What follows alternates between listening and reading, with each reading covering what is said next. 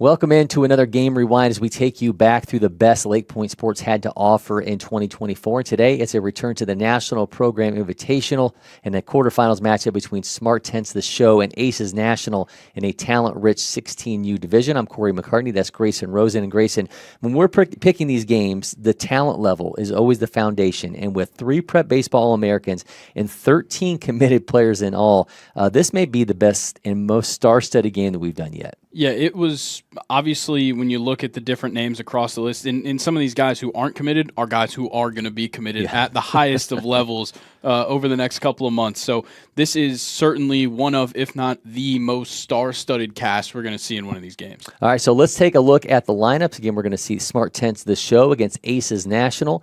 SmarTense, the show, will be led off by center fielder Dion Cole, followed by shortstop CJ Weinstein. Then it's right fielder William Myhand, catcher Josiah Andrade, DH Hudson Reed, then first baseman Colin Bland, left fielder Luke Manderson, second baseman Taylor Fuller, third baseman Cade Cox, and Hudson Reed is also going to be on the mound. Aces National going to be led off by Trevor Condon playing center field, followed by shortstop Vaughn Howard. Then it's Coleman Borthwick playing third base, followed by catcher John Stowers. Right fielder Tate Johnston, then it's extra hitter Jalen Morton, Hudson Alpert, the second baseman, then Jacob Fadibo, the left fielder, and Parker Groncy, the first baseman, and Colton Gio will be on the mound. Going to go ahead and head on out to the game action again. This is a quarterfinal matchup from the National Program Invitational. And again, we're going to see Colton Giot on the mound for Aces National.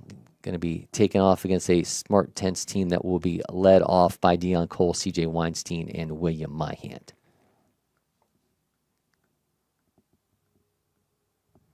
A little intel on Colton Gio, the 2026 at Pensacola Catholic in Florida. Duke commit. Exit velos up to 97.2 when he's at the plate, but you're going to see him on the mound here where he gets up to 93.1. Got curveball that sits around 76 to 80, a slider at 80-81 range with 2,500 RPM. Always fun to catch a glimpse of a guy who's kind of elite both ways on the mound and in the field. Obviously, the evolution of the idea of a two-way player is certainly being more popularized now with Shohei Ohtani in the MLB, but you know, most guys are going to end up finding their side of the ball as they go through, and with him committed to Duke and seeing him up here on the mound, might even see him at the plate in other games when he's not getting the start. He's definitely an interesting prospect to look at. Gio, again, going to be facing Dion Cole to start things off. Dion, now a newly minted Georgia Tech commit, also a state championship on his ledger for Etowah this past season. We're going to have that same conversation when we see the leadoff hitter for Aces National. It's his teammate, Trevor Condon. But Dion is someone who has been a fixture here at LakePoint Sports for a very long time. Also, a little weird to think that my wife had him as an elementary art student when he was in art classes. But Dion has established himself as one of the best players in the nation, 6 foot, 194-pounder, the #1 outfielder in Georgia, 5th overall, 11th ranked outfielder in the nation. He's 53rd in the class. Yeah, he's just always been a big name in throughout his middle school years and now into high school. And now you see him, he's a junior now going into his 3rd season of varsity baseball at Etowah. He's got a state championship under his belt, and obviously we're talking about his teammate as well, who's out in center field where they'll be trading places at the end of this inning, Trevor Condon. It's quite a team that Etowah has put together with some talented guys all the way up and down. Dion is someone who I think has always kind of had that star quality about him too. I remember even being around him when he was an 8th grader and sends that back foul, and he just felt like he carried himself like he was in the majors at that age. Kind of felt like you were walking around with a mini Francisco Lindor. He had the hair, he had the chains, had the bling. And a guy that has the game to match. Yeah, he's certainly determined at the plate, and I think it's one of my favorite things to see in the way that he plays is how he handles himself at the plate, and it's a strong take right there for a walk, and he'll get himself on base in his first at bat. But definitely a lot to be looking forward to with Dion Cole over these next couple of years before he heads off to Tech. Dion worked a 6-pitch walk, and here is CJ Weinstein, LSU commit. I got to spend some time with CJ down in Miami for the Prep Baseball All-American game, which we're looking at a game that takes place in the summer, and it was in September when we had CJ down there. And he's not wearing a mask, which became a fixture for him as the year would go on. We'll get into that a little bit more as he sends the first one into play, and that one's right back to first base. There's the second. That's well into the outfield. Cole will stay put at second, and C.J. Weinstein standing at first. He was in the dugout and got hit by a foul ball right around his eye. And so he had two different masks, one that he would have to wear when he was at the plate, another one he would wear when he was in the field. But he said those first few games back were just really daunting. He was obviously very protective of that and very a little skittish, but worked his way back and again found himself as a prep baseball American. Then got to make that announcement that he is now an LSU commit. Yeah, it's a story that I think a lot of baseball players can relate to, even just like at a young age, just getting hit by a pitch. It was tough to get back up there the next time you go out as, an 8, 9, 10-year-old in youth baseball. So to have a guy who, took a hit like that and then has to bounce back and mentally fight over that it's a big step. And congrats to him on how successful he has been since. So the third straight Division I commit now at the plate, and this is William Myhan out of Mill Creek, now a North Carolina commit. He's the top-ranked first baseman in Georgia in 16th overall. And you look at it nationally, only 5 first basemen ranked higher than William, 184 overall. He's got exit velos up towards 98.4, bat speed 78.7. Again, another guy who was a fixture here at LakePoint. He was a 2024 future gamer for Georgia. Yeah, he's one of the guys I got a chance to get a glimpse of just kind of walking around doing some of our content, getting some photos this summer, and just fun to watch at the plate. He's a fantastic glove in the outfield as well, where you're going to see him today in right field. So certainly a lot of versatility that you'll see out of William Myhan. And a guy that can fly, 6'9", in the 60, at nearly 200 pounds. I mean, this is a guy that can move and certainly brings a lot to the table in North Carolina. I'm sure all too happy to get the commitment from the Mill Creek 26. Got Deion Cole at second base. Misses there. Yeah, this is most certainly, it just feels like it's just on and on when we start looking at these guys and like, oh yeah, he's committed, he's ranked. I mean, this is in hindsight, we mentioned it in the intro, one of the most star-studded affairs that we had all year long here at Baseball Village. And that one's put into play. William Myhan gets that one in for a base hit. Deion Cole's making his way around, and he will get in ahead of the tag. Cole beats the throw in, and it's now 1-0 SmarTen's here in the first. Yeah, there's Deion Cole scoring and giving a point out to his high school teammate Trevor Condon in center field. That was a little bit of comedy between the two of them. I've seen them play their jokes to each other before, so definitely nothing new with those two. Here's Josiah Andrade, catcher out of Corona High School. Corona was Prep Baseball's Prep Baseball's national champion, the top team really all year long atop their Power 50, their power rankings for the top high school programs. Corona just a fixture at the top there, and this was an absolute loaded program, and Andrade part of that, the 8th-ranked catcher in California, 57th overall. He's 42nd at the position nationally. Yeah, Corona just a wealth of rich, just so much going on, and it's a great piece of hitting right there from their own catcher. Yep, Andrade drops that in for a single, and Myhan advances the third, so we're going to have runners at the corners. Now we'll see Hudson Reed, who is also going to be on the mound for SmarTen's. Reed, 6'2", 200-pounder out of Morgan County.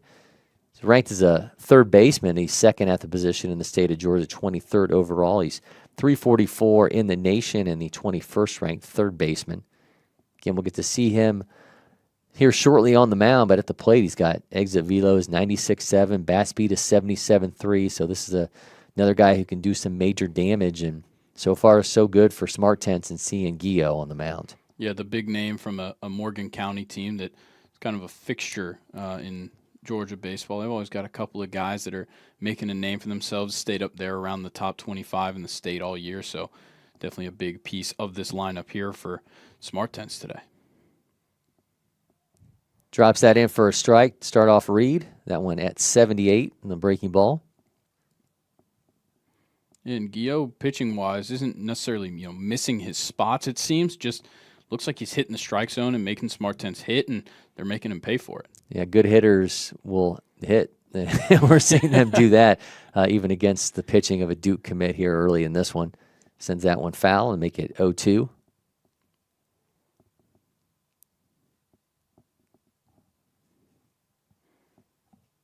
And Hudson Reed's one of those guys that we talked about where he's not committed yet, but you can almost expect that he'll get some big-time national attention. He's already, a nationally ranked player at 344 in the nation. So expect that you should probably turn on those post notifications on Instagram. You might have one coming soon. Sometimes with a guy like this, and you look at the, getting it up to 91 on the mound and exit velo at 96.7, sometimes it's just a guy like, I want to play two ways and, trying to find the right fit for him.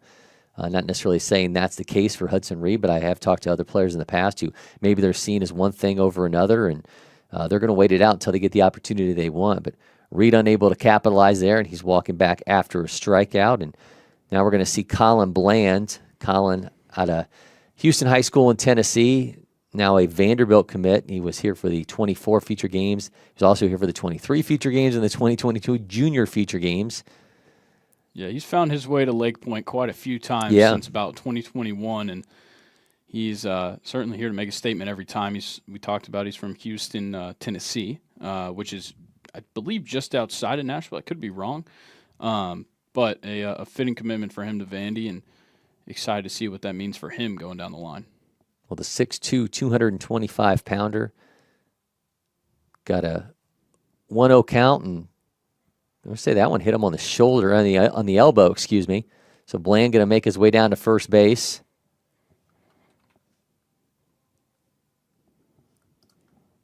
And in steps Luke Manderson, an Iowa commit out of Bishop Snyder High School in Florida. He was here for the Florida Future Games team this summer. He's ranked as a right-handed pitcher, 13th in the state. He's Florida 55th overall.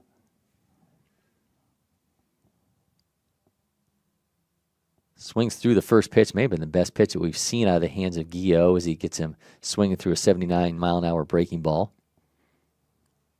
Okay, I'm going to ask you about this. You're a little bit more from that region of the United States. A Florida boy going to Iowa to play baseball.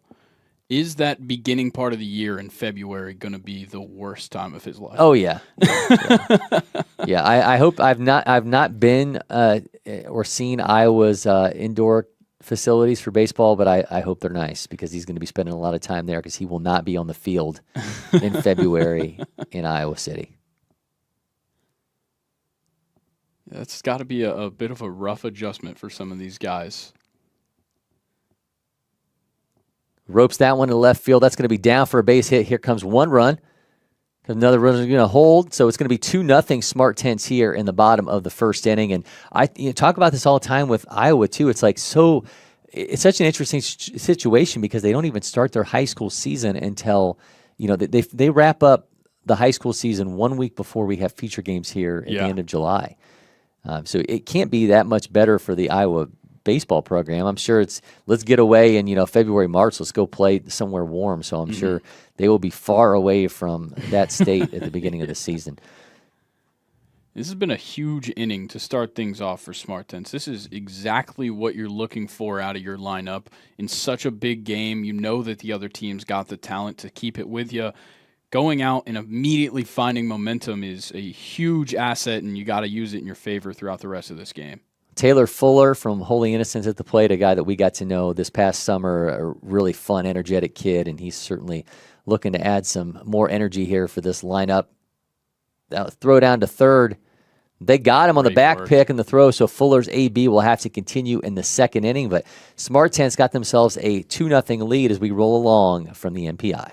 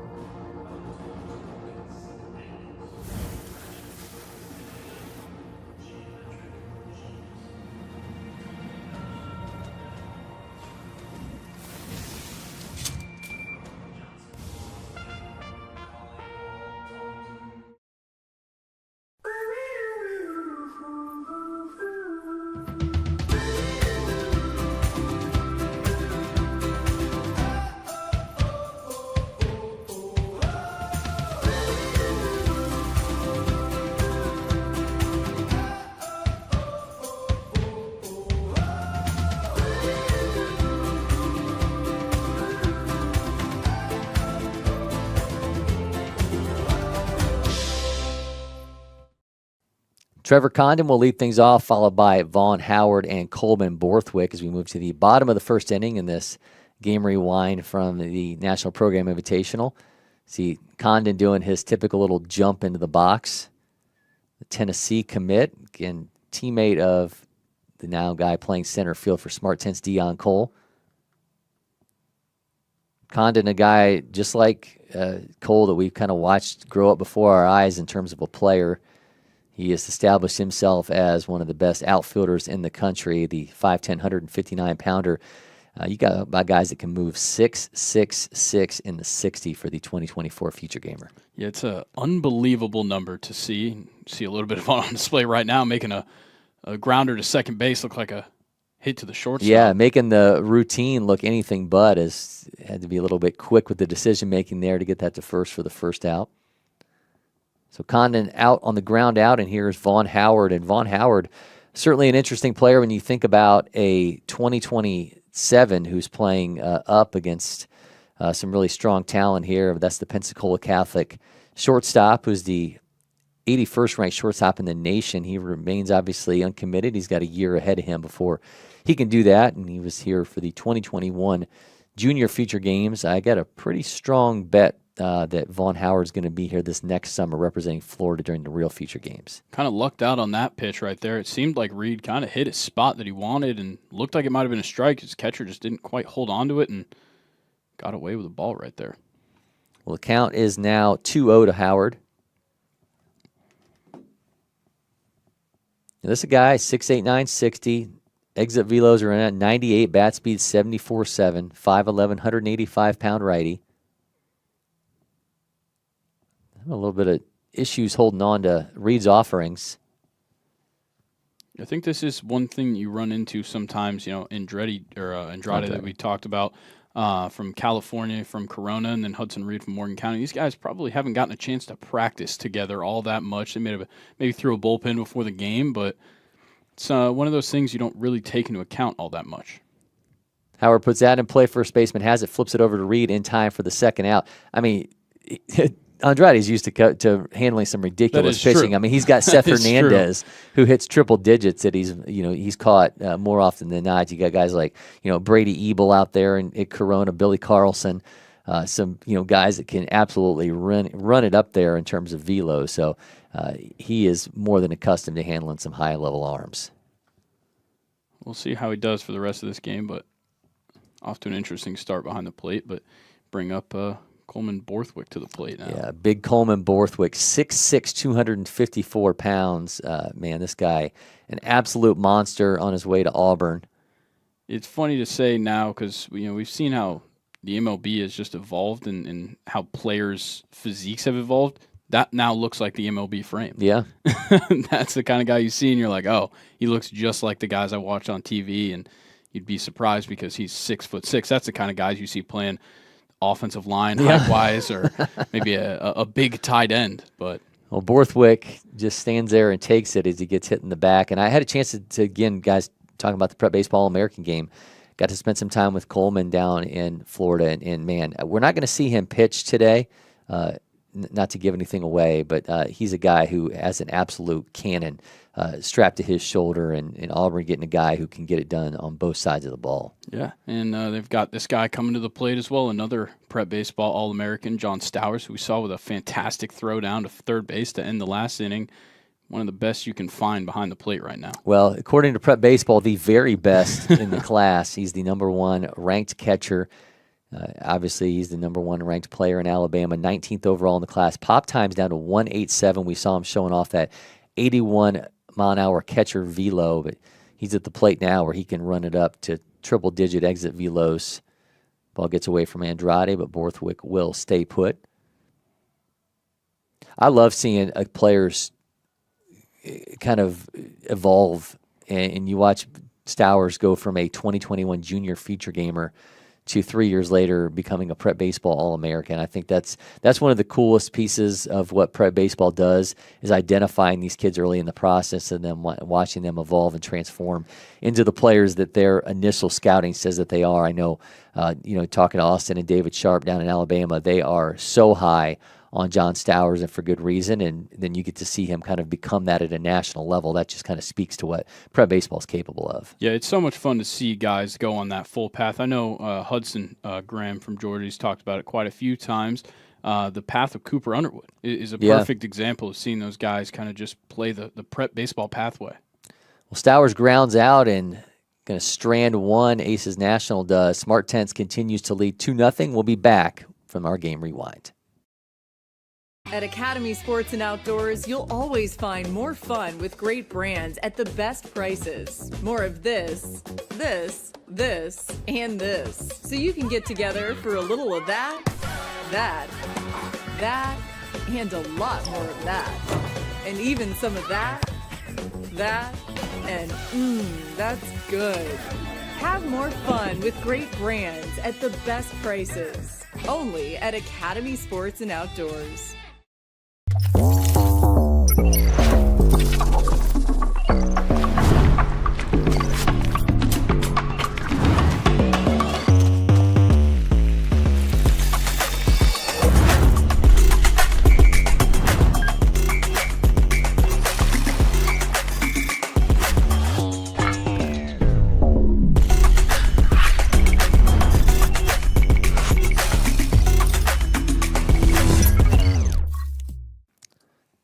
Taylor Fuller's AB will continue as he started things off in the bottom of the first, but had to walk off after a back pick throw from nation's top-ranked catcher John Stowers ended the SmarTense threat on the base pass. But another shot at Gio here now, and Fuller will be followed by Cade Cox, and then it's back to the top of the order and Dion Cole.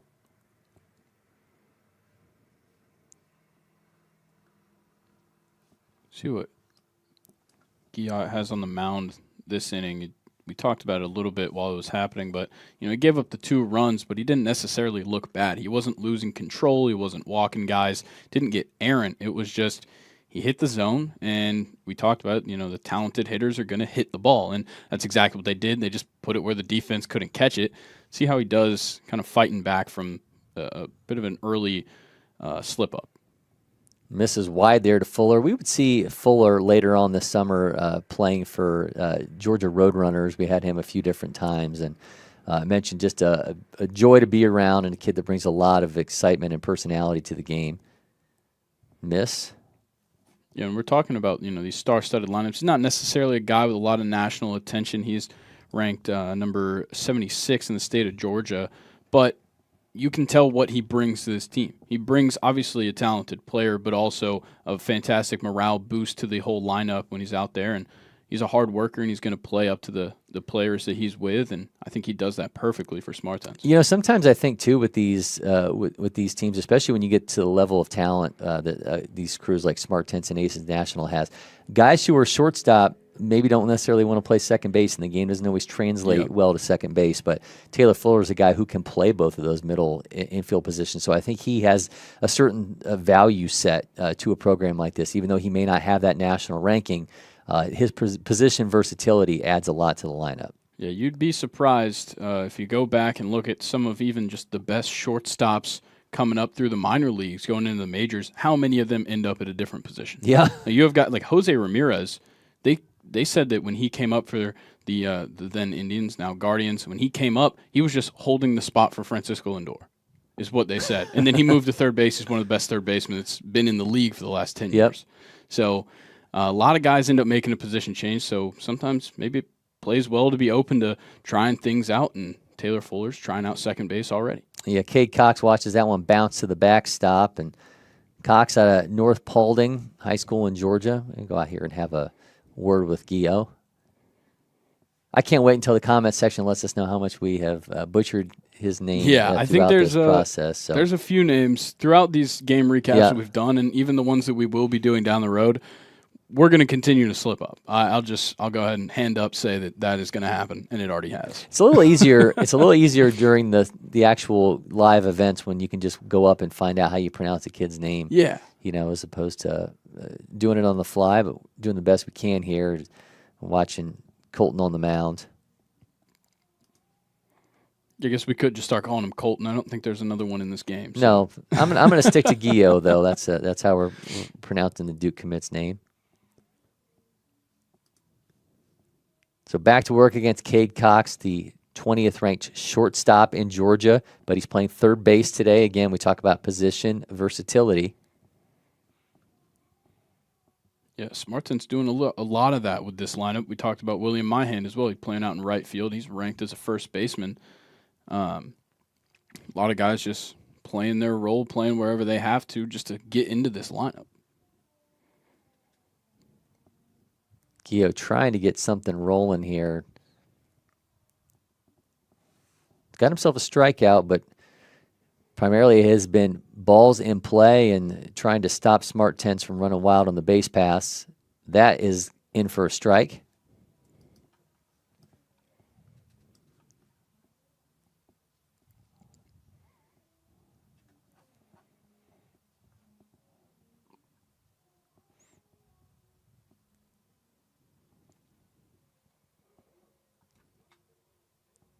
Check swing, and he's going to get that in for a strike.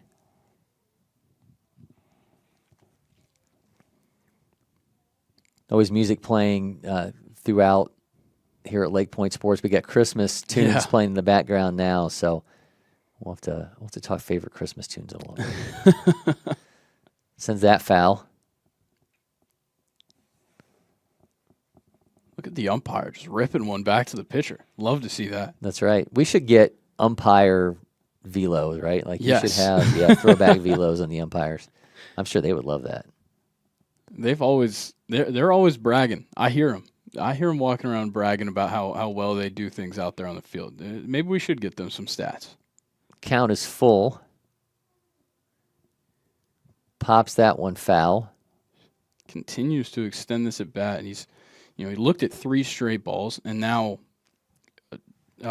he's fought back so well in this at bat on the mound that this is just really dicey. I don't really know which way it's going to go. We'll see what he can bring out on the mound to maybe sit him down. Maybe at the plate you turn this into something big. Well, Gio, after a long battle here, looking to win one. He's got 1 strikeout already. Gets himself a second one on the 8th pitch of that at bat. Cox goes down on strikes, and now we're back to the top of the order with Taylor Fuller at second base, and here comes Dion Cole. That was great work by Gio through that at bat. You start off a little bit cold, you're just kind of missing a little bit, following a walk, and then fighting back and throwing 5 straight strikes to get the strikeout. Yeah, whatever conversation was had with Gio certainly rang true as he gets himself a strikeout, and a much-needed one as SmarTen's already leads 2-0 here in the second. Sent into a strike to Cole, change up at 77. A really well-placed changeup as well, one that you're, as a hitter, you're not really expecting on the first pitch of the at-bat to have one just kind of get the string pulled out on it and fall into the top of the strike zone.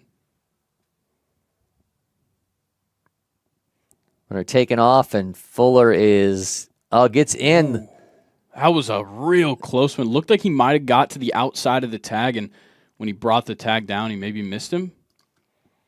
Yeah, I think Borthwick thought that he got him. And Borthwick, I mean, you talk about a guy who is 6'6", trying to reach back like that. I mean, he's got plenty of range to be able to swipe down on the tag, but umpire said it did not happen, and Taylor Fuller is standing at second base.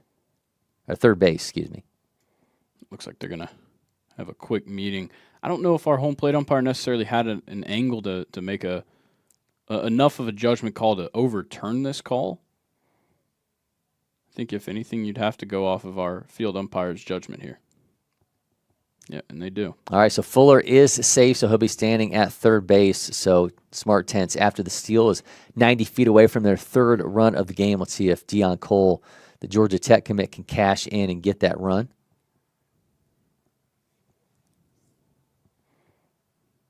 Stowers giving the signal to his infield to go infield in and try and play some run prevention here early on, down 2-0.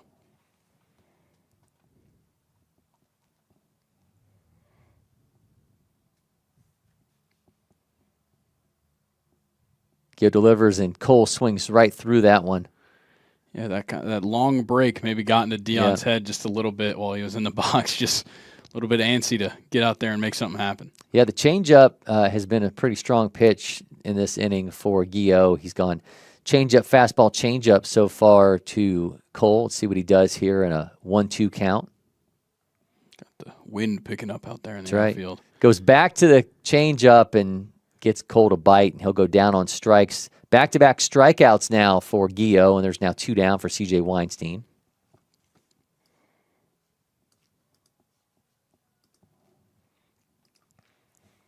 Guillot found a bit of a groove here after some first inning struggles and a little bit of shakiness to start off the second. It's like when you play Madden or NCAA football, and like you get the intensity ratchets it up for the road team. I mean, we're seeing that right now on our cameras as they're shaking. Yeah, the intensity is high right now. That's right. On Aces, you've got a runner on third base, 2 outs. It's a big spot. Got an LSU commit at the plate. No room for error right now. There's another changeup from Guillot. It's been a great-looking pitch for him throughout this inning so far. He's now got a 0-2 count to Weinstein. Yeah, it seems like Guillot's just kind of found his thing right now. The changeup is working. He could still use the fastball if he wants to set things up, but the changeup seems to be the one that's the most clinical at the moment. Well, he goes fastball there, but that's going to miss inside.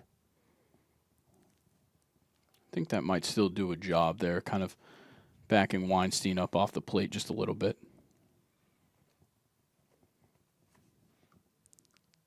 Two down in the inning as we have seen back-to-back strikeouts out of Guillot. Got Cox and Cole. Missing another fastball. Count is now even at 2-2. Taylor Fuller standing at third base. SmarTen's up 2-0 here in the second.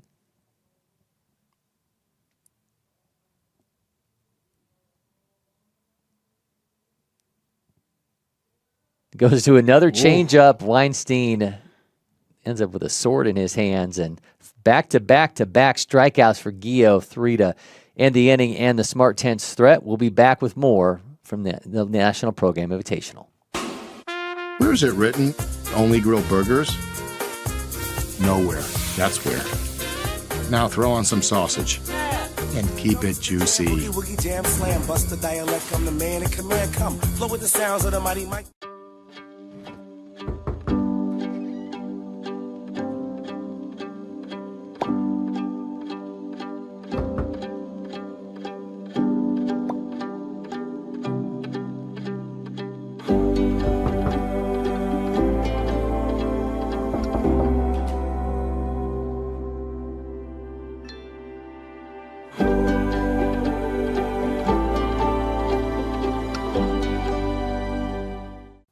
Tate Johnston will lead things off for Aces National, followed by Jalen Morton and Hudson Alpert, as we sit here in the bottom of the second inning. Hudson Reed continues on the mound for SmarTen's. 2-0 is the lead for SmarTen's in this one. Gets the bunt down. That's going to go foul. It was a good-looking bunt, just got a little bit too far outside the lines there. Yeah, Johnston with his 6.67 speed, showing that as he gets down the line, but that does in fact go foul, and the AB will continue for the Auburn commit out of St. Paul's, Alabama. Auburn pulling in 3 great players just out of this Aces lineup, actually 4, who we'll potentially see in this inning, maybe see a little bit later batting in the 9 hole is Parker Grancy. They've got 4 Auburn commits in the lineup today. A fastball at 88 misses for Reed to run the count to 1-1. Goes changeup for a strike at 80. Seeing some good changeups from the starting pitchers in this game. Johnston at the plate was a 22 junior feature gamer. Oh, just misses. I think Reed thought he had the strikeout. Yeah, I think he was looking at the scoreboard expecting to see the reset, and then saw that a ball got added.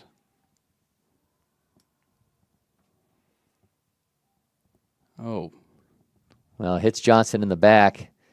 So he will, in fact, make his way down to first base a little bit slower than the way he made it down the first time as he tried to beat out that bunt. Florida State commit Jalen Moten now at the plate. Out of Pensacola Catholic. Comes in 6 foot, 170 pounds. Florida's number 1 ranked first baseman. Pensacola Catholic, another school with quite a few guys in this lineup here. With starting pitcher Guillo's from Pensacola Catholic, Jalen, like we mentioned, Vaughn Howard as well, and Parker Grancy, the Auburn commit that we just mentioned. So a lot of guys from that area. And I think we see that Aces, a lot of times these travel teams are a little bit regional, whether they be a national team or not, but they are a little bit regional. And I think they benefit from being able to pull from the Panhandle in Florida and Southern Alabama, where they get a lot of their players as well. So seeing a lot of these guys from that South Alabama area as well as Pensacola. It's in for a strike. And this is a conversation I had with a lot of coaches throughout the summer who do it both ways, but there's a benefit to having kids who are a little bit more regionalized, and you can bring them together, and you're able to, to let them kind of build that chemistry, as opposed to, say, Canes National that really only gets together for those few weeks during the summertime. And yeah, they're coming at you with some absolute dudes, but there's certainly something to be said about guys who learn to win and learn to lose together. Yeah, and like we've mentioned, you've got 4 teammates from Pensacola Catholic, you've got 3 teammates from St. Paul's in Alabama. Having that kind of, rapport between even just 7 players on your team have already played with each other at the high school level is a huge deal for a team's chemistry as they go into a summer. Reed puts that in play. Second goes to the short in time to first for the double play. Nice job defensively from SmarTense. They'll clear the bases. Yeah, SmarTense played some sound defense throughout these couple of innings. We've seen some good pitching from Hudson Reed, just kind of letting his team do the work here, and they're still looking pretty sound out there. So Moten grounds out to a double play, and now here comes Hudson Alpert from Regis Jesuit, Colorado, a Vanderbilt commit. Colorado's number 1 player in 26 at 6'2", 198 pounds. Reed misses glove side. Yeah, Halpert's, I say Halpert like he's Jim Halpert from The Office, but Alpert's ranking comes in as a right-handed pitcher. He's 32nd in the nation at that position, but he's 94th overall, and again, the number 1 player in Colorado, and you're seeing him at the plate. Yeah, speaks to what he's capable of. He's listed on his profile, like you said, he's ranked as a right-handed pitcher. He's also got the shortstop as a secondary position. He's playing second base today, so shows off a little bit of that versatility and a fantastic, just solid base hit straight up the middle for him right there. So Alpert and his 92 exit velos goes right up the middle for a 2-out single, and go from Alpert to Jacob Fladibo, another Colorado kid, this one out of Legend High School. Yeah, before our recording, we briefly mentioned Legend High School, a guy that I got the chance to interview in the fall. Silas Miley plays there as well, and it is just a stacked program, a public high school in the south side of Denver, and they've got 11 guys that are going to be nationally ranked across their seniors, juniors, and sophomores this coming year. Well, I would anticipate they're going to hold a place really high in prep baseball's high school national rankings. That's in for a strike. Fladibo would go on to represent Colorado at the end of the summer in the feature games. Remains uncommitted. 3rd-ranked shortstop in Colorado, 15th overall in the class. But you get a guy that's got exit velos at 98.6 and can run a 6.7 360. I'm pretty sure Fladibo is going to find himself a home pretty quick.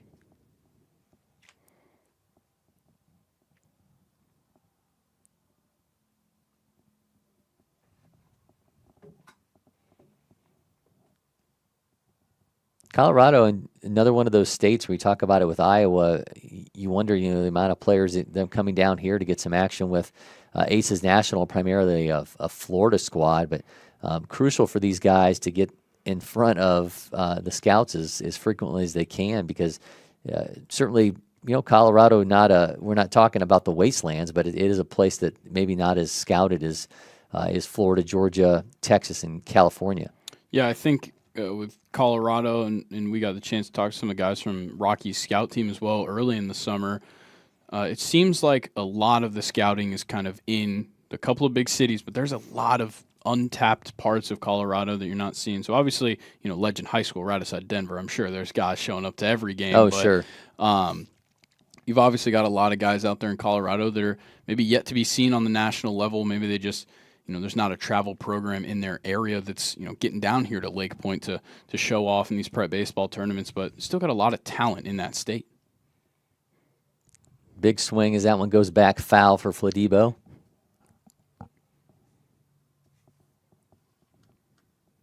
Got Parker Gronzi, the first baseman, in the on-deck circle. 2 down in the inning for Aces National off the ground out into a double play.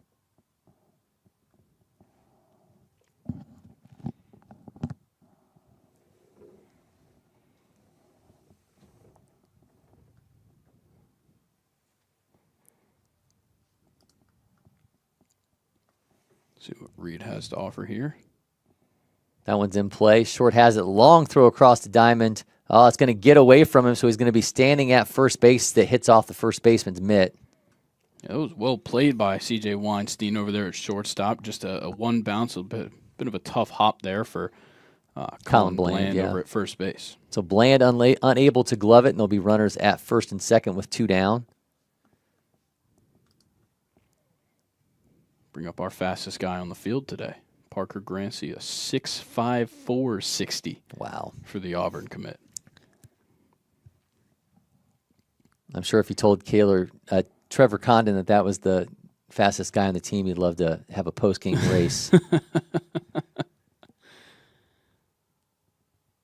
Well, it's going to get away from Andrade, but he's going to stop the runners from advancing any further. I think he was just kind of expecting that one to drop in and came in just a bit higher than he was really anticipating and ended up knocking it back behind him.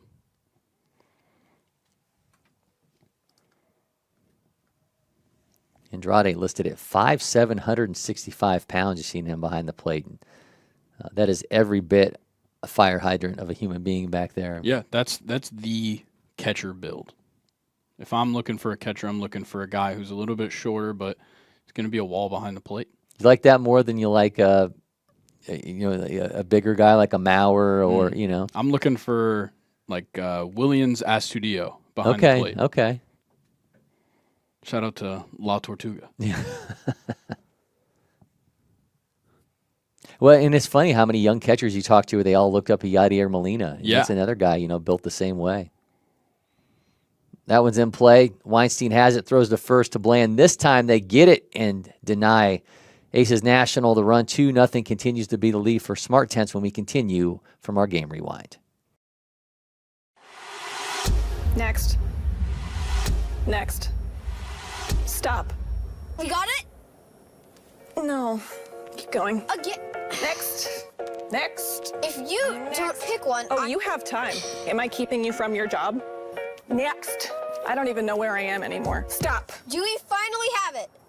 Let's go back to the beginning. Are you Your joking? electric future customized. The fully electric Audi Q4 e-tron.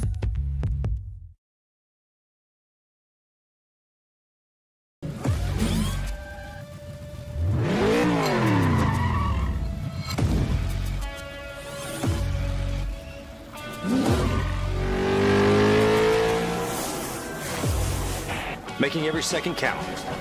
That is how I live. And this is how I hydrate. Body Armor Sport Water. Water for the athlete and all of us. This is ready to go online. Any questions? Yeah, I got one. How about the best network imaginable? Let's invent that. That's what we do here. Quick survey. Who wants their internet to work pretty much everywhere? And it needs to run smooth, like super smooth. Hey, should you be drinking that? It's decaf. Because we're busy women. We don't have time for lag or buffering. Who doesn't want internet that helps AI do your homework even faster? Come again? Sorry, what was that? Introducing the next generation 10G network, only from Xfinity. The future starts now. Colton Gio out for his third inning of work for Aces National, and he'll be facing William Myhan, Josiah Andrade, and Hudson Reed as we move along again to the third inning. We've got a 2-0 lead for SmarTense here. And the quarterfinals of the National Program Invitational.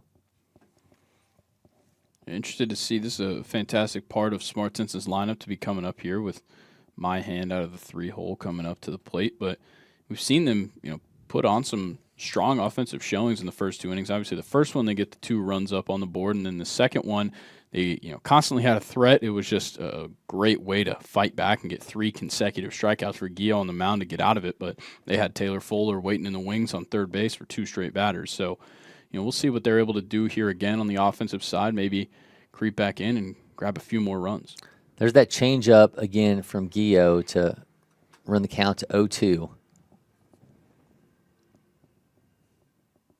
Goes back to it to the North Carolina commit. Myhan gets that past the second baseman. He's going to be standing at first with a leadoff single. Yeah, that was a tough one to play. That is one of the hardest spots to field a ground ball in. See a little bit of a slow-mo and then a jump, but we're back live here for Andrade's coming up to the plate. But yeah, that's just a tough spot to field a ball in, and you're already moving back away from your first baseman trying to make that play, and then having to dive and try and stop that is just sometimes nearly impossible. In for a strike at 86 miles an hour.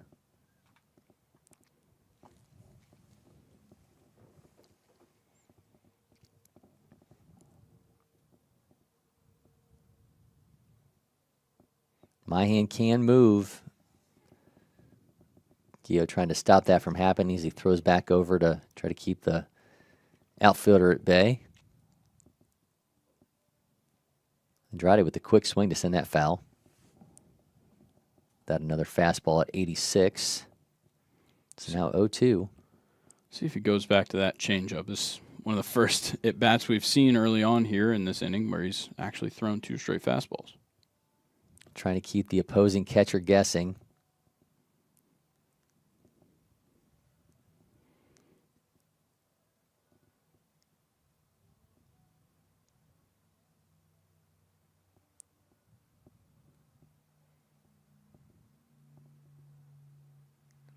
Goes to that changeup. Man, he gets the punch out of Andrade, and I don't think he agreed with that call, but that dropped in for strike 3. That is just a tough place to see a pitch fall in.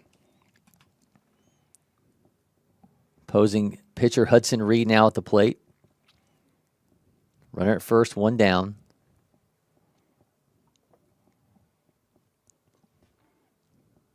Reed sends that foul. 6'2", 200-pounder. Again, you've seen him on the mound for these past couple innings for SmarTense, but still has exit velos around 96.7, so he is a guy who absolutely can get it done at the plate.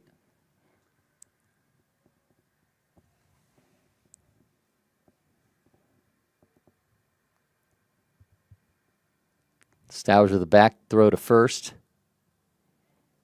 Certainly not afraid to throw to show off his catching defense behind the plate.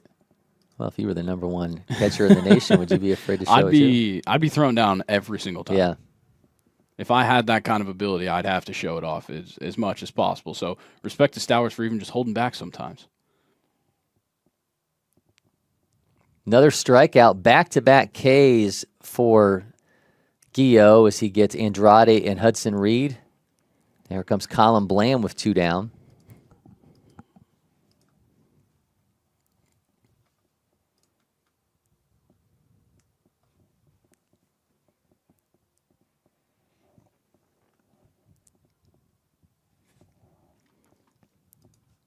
Gio starts him off with another changeup, but that misses at 76.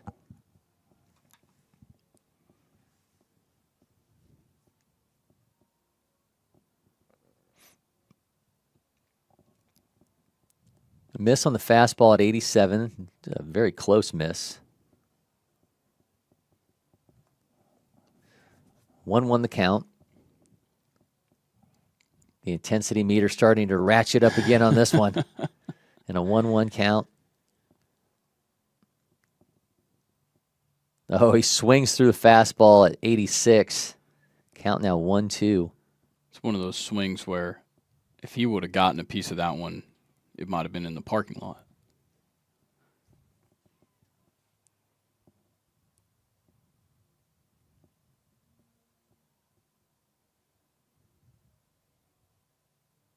The ball gets away from Stowers.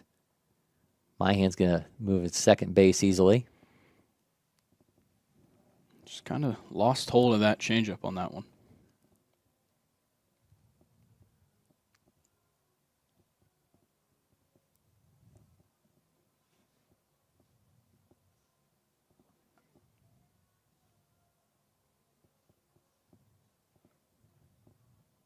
Three-one count.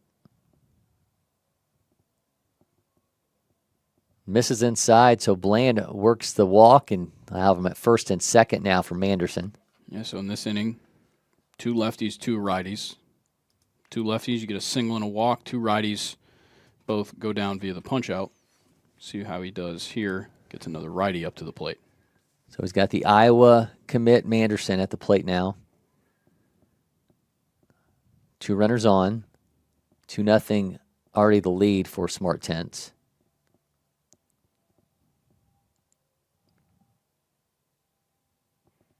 Stowers throws back to second to get my hand, and not in time.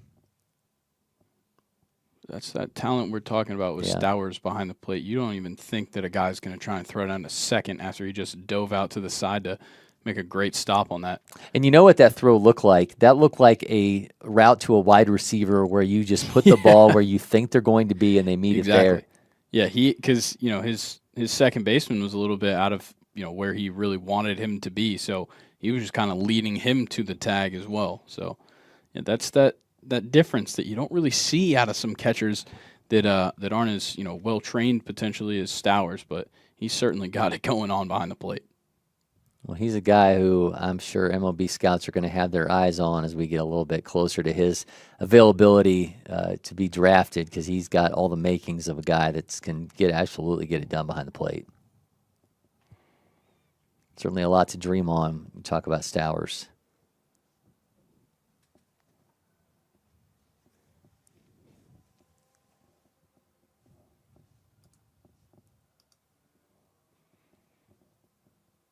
Gio back to work. He's got, again, runners at first and second. Manderson sends that foul. Just a little bit early on that one.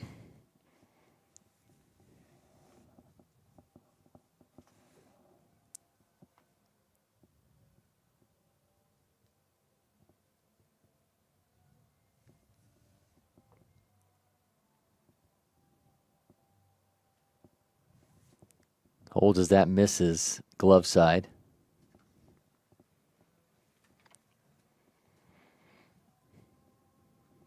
Count is now 2-1.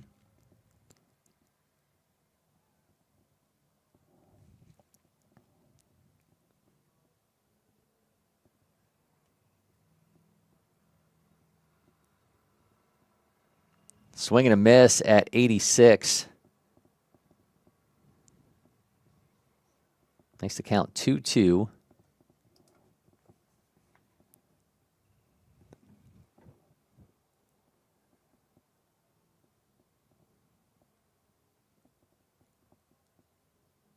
Gil goes back to the fastball, and Manderson fouls that off. A good defensive swing right there. You're probably not going to be able to get good contact on it regardless, but it was a well-placed pitch. It probably would have had you sitting down right now. So good work right there to keep yourself going. So defensive swing for Manderson. He's got 2 runners on, 2 outs, 2 strikes. Make it 3 as he goes through another changeup from Gio, and it's been an awfully effective pitch for him, and he strands 2 runners. SmarTense continues to lead 2-0. We'll be back with our Game Rewind. Where is it written, only grill burgers? Nowhere. That's where. Now throw on some sausage. And keep it juicy. Boogie, woogie, jam, slam, bust the dialect. I'm the man in command. Come, flow with the sounds of the mighty mic.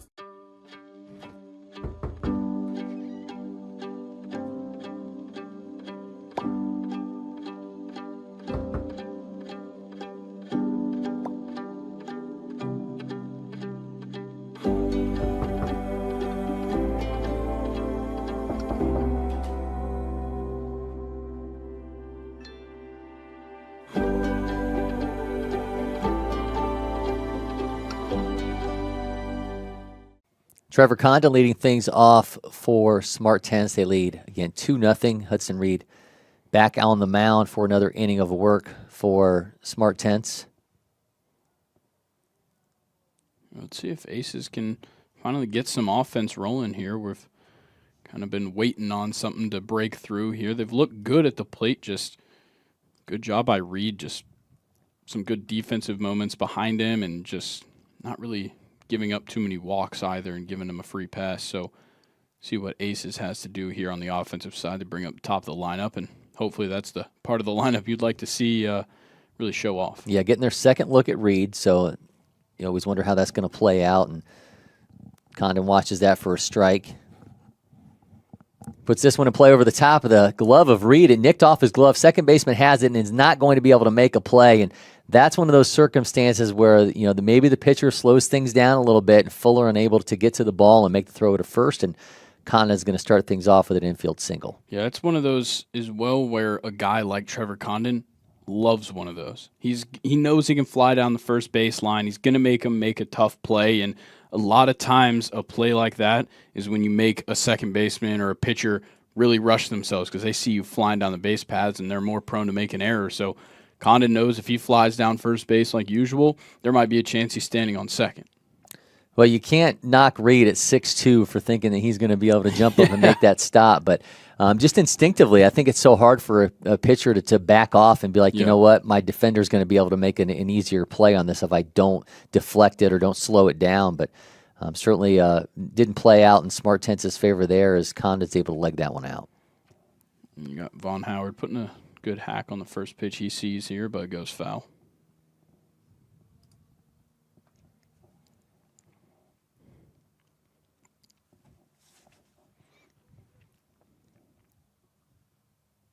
Reed not going to allow Condon to go any further. Yeah, that's another big thing you got to worry about with a lot of these guys on this Aces National team. You've got so many guys with a sub 760 that you have to be worried about the runner, and they keep showing him a little love over there at first base. Yep, Andrade with the back pick throw to first, and another guy that can, again, fly is Von Howard at the plate, 6'8", 960.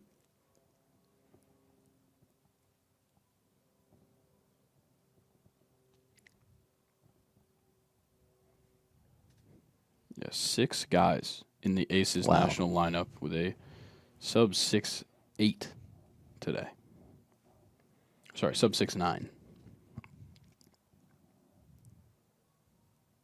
Well, gets away from Andrade. Is Condon going to take off? He'll stay at first. Surprising. Very surprising to not see Condon going, but I think with the amount of pressure that SmartTense has put on him over there at first, he can't really get the lead he's looking for. So, well, I'll say that's his dad kind of pacing in the background there with the black hat on backwards, so maybe he's starting to wonder why his kid's not standing at second base right now.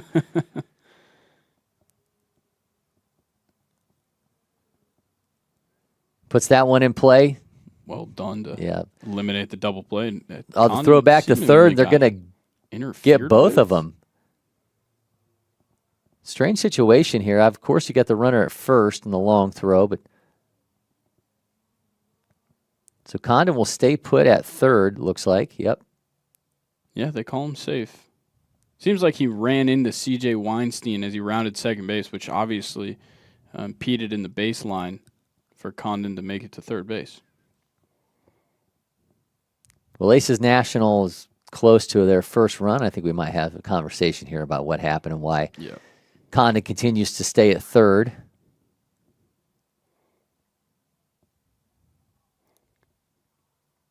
Yeah, and I don't know if coach is necessarily arguing anything. It's just sometimes you need a little clarity on what gets called in these moments. The umpires know exactly what's happening, but sometimes the coach is just a little out of the loop.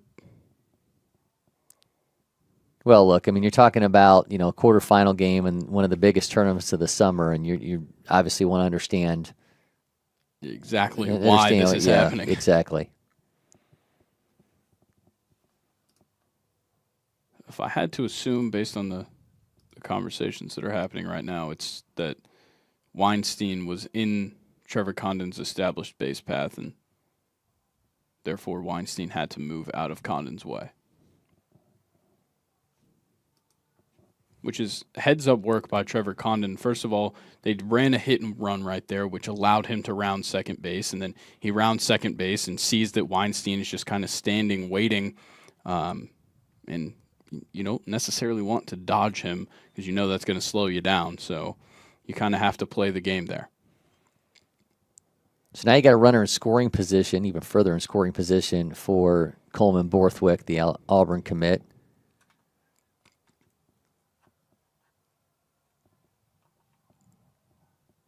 Reed misses with a changeup. Remember, Borthwick got hit in the back in the first time he was up, and that looked almost exactly like the same situation as he turned away. But that one able to miss him, so he will see another pitch here against Reed.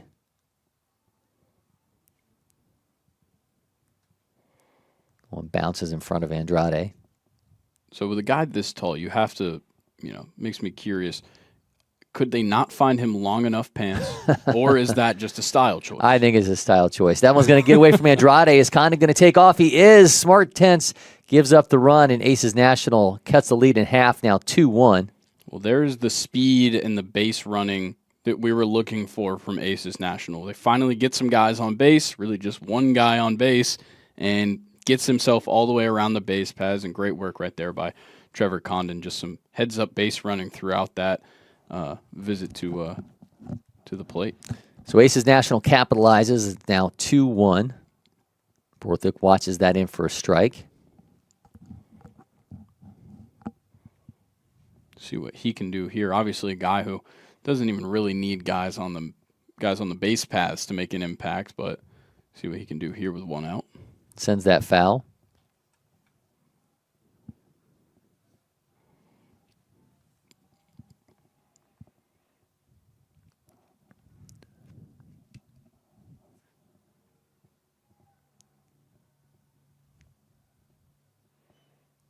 And Borthwick most certainly has two-way potential when he finds himself on the plains as he sends that one foul.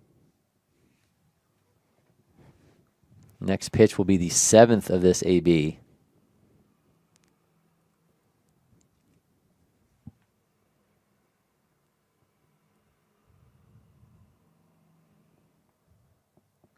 Another foul.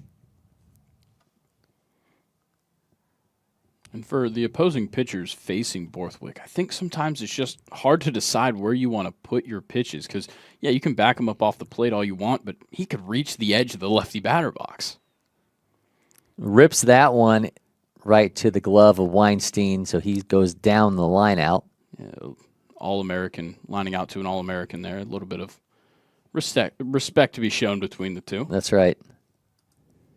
Catcher John Stowers now at the plate.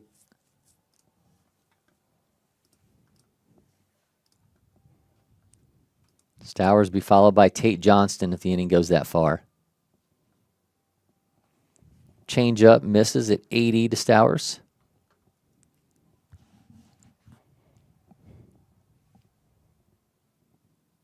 Sends that foul.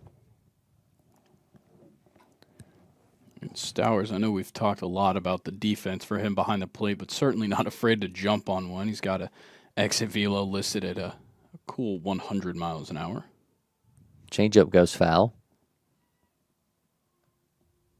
See our own Avery Hunt sprinting That's up the right. stairs in the background. I will say we have been so heavy on changeup and fastball between these two pitchers so far. Not a lot of breaking stuff, and not needed as that fastball goes past the bat of Stowers. 87 miles an hour in the swing and a miss, so an inning-ending strikeout for Reed. And 2-1 is now the lead for SmarTense as we roll along in this Game Rewind. At Academy Sports and Outdoors, you'll always find more fun with great brands at the best prices. More of this, and this. So you can get together for a little of that, and a lot more of that. And even some of that, and that's good. Have more fun with great brands at the best prices. Only at Academy Sports and Outdoors.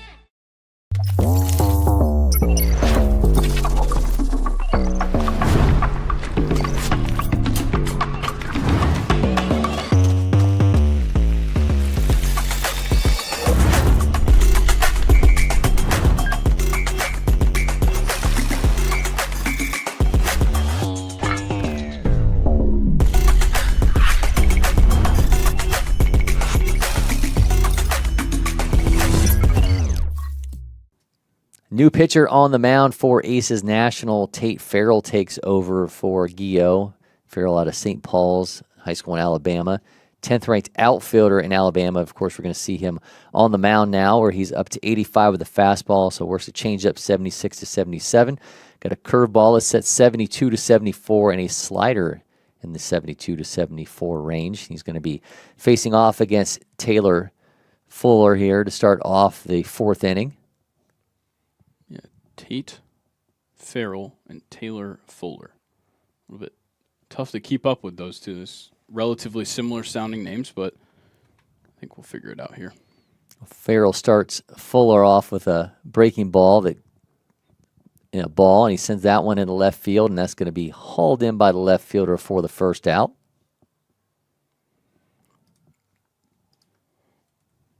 Jacob Fladibo responsible for that out, and now we're to Cade Cox with one down.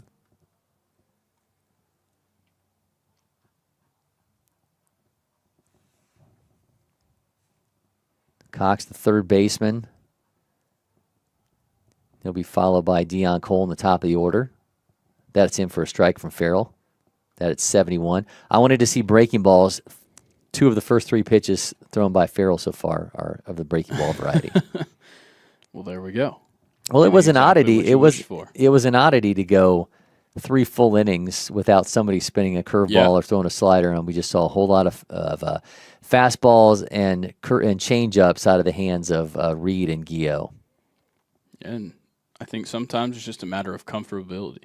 Some guys just aren't nearly as comfortable throwing the breaking balls and trying to go for those, swing and miss type pitches, because if you miss one, you might have yourself in a really bad spot. So if it's just a matter of, I just want to create contact and limit the ability for the opposing side to really catch a hold of something, you can kind of understand why they're going fastball changeup primarily. That one goes foul. And when you got these kind of defenses behind you, I mean, we've talked a lot about how great these lineups are for both these teams. I mean, for some of these pitchers, you may never have a better defense behind you until you potentially get to college and play.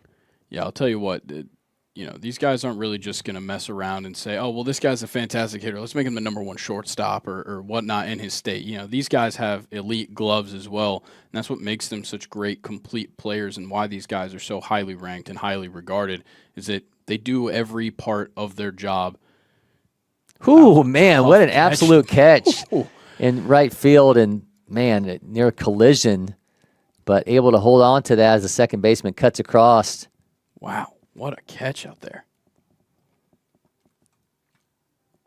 Man, that was some fantastic defensive work and could have nearly gotten ugly for Aces National as we saw some maneuvering to try to get out of the way, but, man, able to make the catch, and there's now 2 down for Deion Cole, and some fantastic glove work out there for Aces. Yeah, Hudson Alpert there at second base. That's always a scary play because, as a second baseman, at any time he could just kind of peel off and then leave that one to the right fielder, but good work by his right fielder to get down and try and get out of his way. And if you get too far over, the center fielder has that shortstop mentality in the infield. It's like they have to back off of me. Yes. And so you got a guy running full speed playing center field going in on that one. You got a second baseman cutting back, and that could get really ugly. I think we all have probably seen moments where that has happened, and it's not fun for any party involved. See the venerable Ian Smith now back there watching this action. A lot of eyes on this game, as you could probably expect with the names we've been given off here. But, a whole lot of attention warranted for these teams. A little bit of a miss there from Farrell. Looks good out of his hands, but Cole able to hold off, and that's in for ball 2.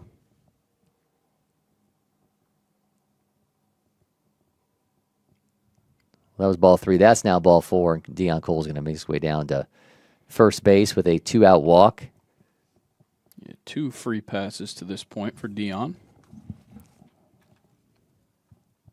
C.J. Weinstein going to try to impact the game here after we saw him in between the inning going over there, as we saw both coaches coming over to talk to the umpire, trying to get a little bit more clarification on what happened as Trevor Condon advanced to third base. It looked like Weinstein was able to make the play to set things off for an inning double play.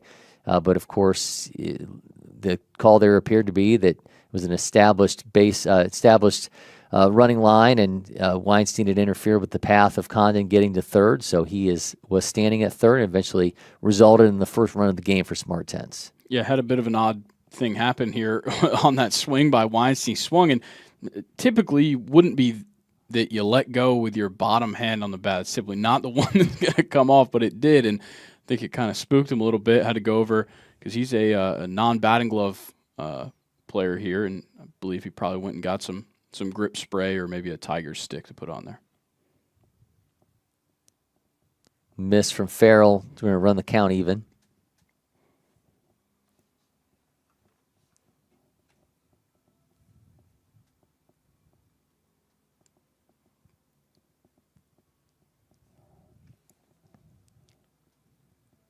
Comes a 1-1. Weinstein rips that up the middle, and that's going to be down for a base hit. Cole taking off for third base. He's going to be standing at third, so C.J. Weinstein, whatever he did to his bat absolutely works, as we're now going to have runners at the corners for SmarTense here, already up 2-1. Yeah, that was fantastic base running right there by Dion Cole to just almost no hesitation round second base and head for third. It's North Carolina commit William Myhan with a chance to get that run back for SmarTense.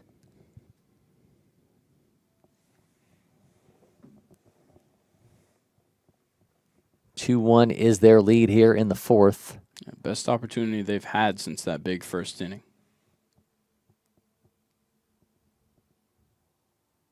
Ball gets away. Is Cole going to take off? He is in time for another run. And Dion Cole letting out a guttural scream as he crosses the bag. And C.J. Weinstein moves on to second. And we got a 3-1 lead now for SmarTense here in the fourth. Yeah, we didn't even really bring up the speed that Dion's got on the base pass, but he runs a very respectable 6'9", 160.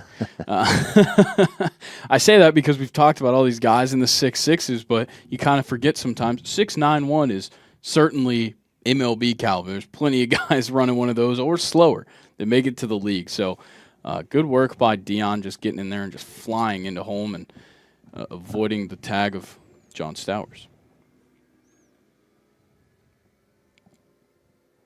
It looks like they sent the runner back to second base, or maybe... Yeah, I think Weinstein just walked off for a second. Gotcha. And you saw Coach checking in on Stowers. You can always, you're always looking out for those kind of collisions at home plate like that when the catcher and runner are diving headfirst at each other, trying to beat each other to the plate. So good to check in on Stowers, but seems like he's all good to go. That's in for a strike to my hand.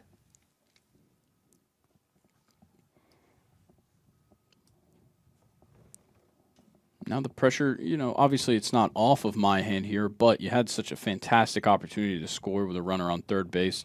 Now with the pass ball, it kind of alleviates a little bit of the stress off your shoulders, but right here you'll try and make things happen. So my hand grounds out to second base, but SmarTense got their run back. They lead 3-1 as we move along in our game rewind from the National Program Invitational. So yeah, outrage is trending. Our feed's stirring us up, splitting us up. What if we came out from behind our walls and keyboards just for a sec and just go yard, front yard? Come out bagging, jumping, check on that Johnsonville feed. Let our individual flavors blend together.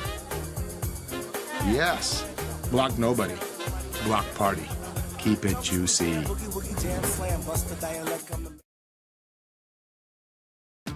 The Windscreen Factory, more than just windscreen. We're a full-service sports facility contractor. We manufacture windscreen for sports and construction, do fence repair and installation, and fabricate field netting and batting cages. In addition to manufacturing the products, we also install upon request. We make safety padding for backstops, rails, and walls, as well as full-service print shop with logo, branding, and signage capabilities. Please call us for a quote today. Hudson Reed out for another inning of work for SmarTense, who has taken a 3-1 lead here over Aces National in the quarterfinals of the National Program Invitational. You've seen Tate Johnston at the plate. He'll be followed by Jalen Moten and Hudson Alpert for Aces National. Miss on the changeup is going to make the count 2-0 to Johnston.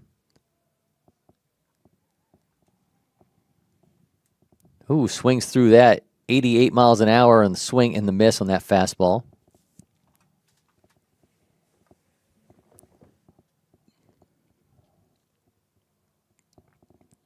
Johnson in that 6.67 speed, looking to put something in motion here and give Aces National a spark after they saw a lead cut in half. Now is 3-1. Speed has really been the biggest storyline, I think, in this game. We saw Trevor Condon able to reach first off of a ball that was hit off the top of Hudson Reed's glove. He ends up working his way all around to score a key run for Aces National, and then SmarTense responds with his high school teammate Deion Cole scoring on a pass ball, and it just seems like that's been the biggest piece here. We talked about how many guys on these rosters can absolutely fly them. Yeah. We are seeing that play itself out so far. Certainly, and you get Johnston, who gets the free pass here, and he's certainly got some wheels on him as well. So you got a lot to look out for. Johnston is 6'6", 760.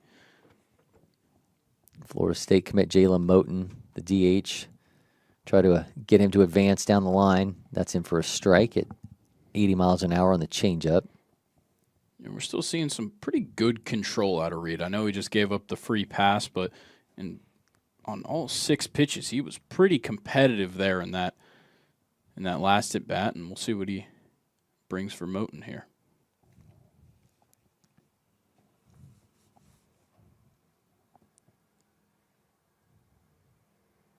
Goes back to the changeup, and that's going to miss at 78 to make the count 1-1.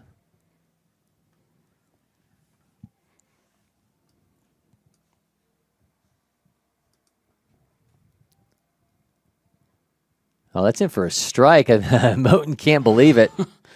I don't know. That was a close one. I'd say that the late movement might have swayed the umpire there. Well, it looked good at the top of the zone nonetheless, and it's going to be a 1-2 count.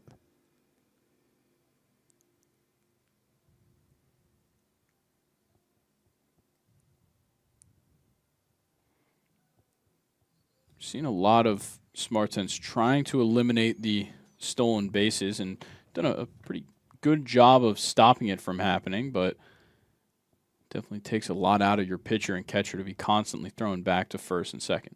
Missed on the changeup. Count is now even at 2-2.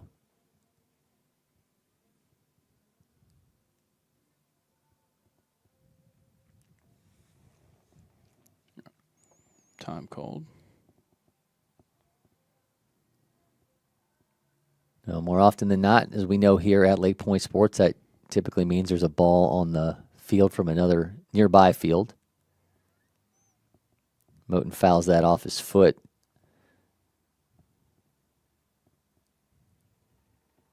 Count remains 2-2.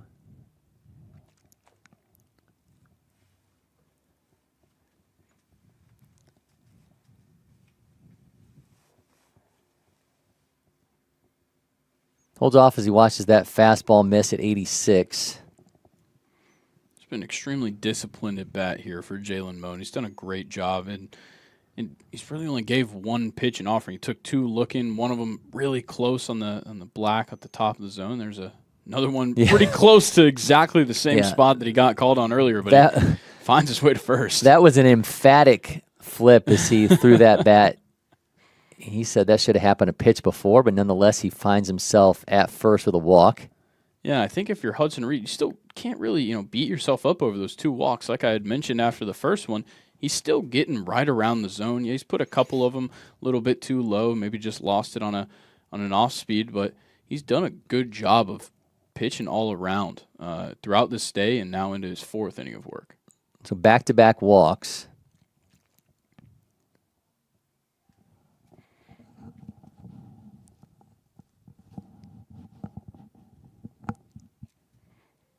Yeah, I felt like that Moten AB was really the first one that Reed had labored through it all. You know, it just couldn't put him away when he had him down to 2 strikes and ends up throwing, back-to-back fastballs that miss, and you put him at first base. So maybe go out and just have a little bit of a reset, see if you can get him back on track, because by and large he has been in every AB so far for SmarTense.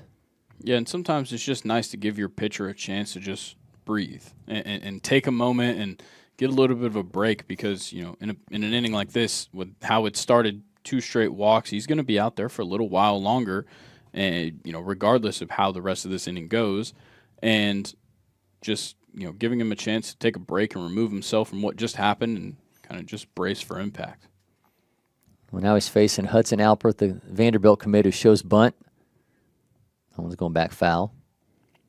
Yeah, trying to get on top of that bunt and just make a decision for your catcher or pitcher right there is a good move that maybe some people don't often talk about with bunting.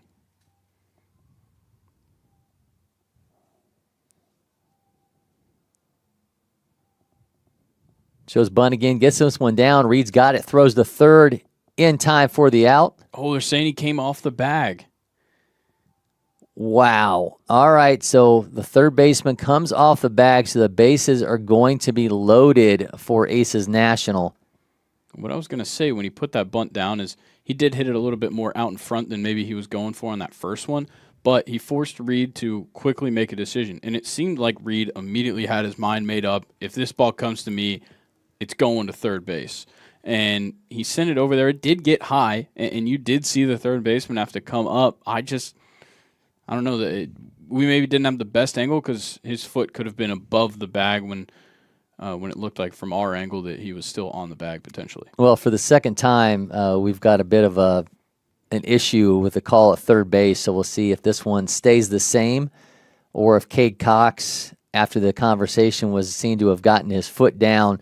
And he did, in fact. So Cade Cox did get his foot down on the throw over from Hudson Reed, so erased the runner at third, so we're going to have him at first and second off the fielder's choice.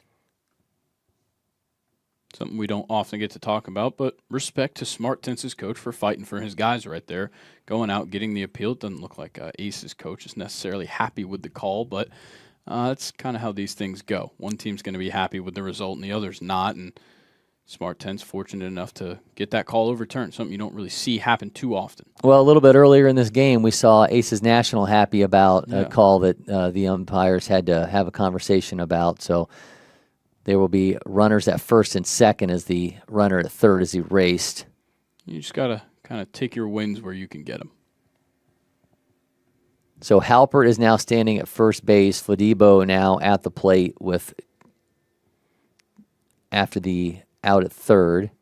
So we've had back-to-back walks and a fielder's choice to give us 1 down in the inning and 2 runners on. And good work by Alpert there with the bunts. The first bunt attempt, like I had mentioned, he was clearly trying to get on top of it and just kind of give a chopper for either his pitcher or catcher to force him to make a decision. Second one gets a little bit more of the barrel, sends it straight to the pitcher, but you almost got away with it, and you still find yourself on first base, just not exactly the desired outcome. Reed misses on the breaking ball. I think it might be the first breaking ball that Reed has thrown in this outing here in the 4th inning. But that misses at 70 miles an hour. Goes back to the fastball, drops that in for a strike at 87.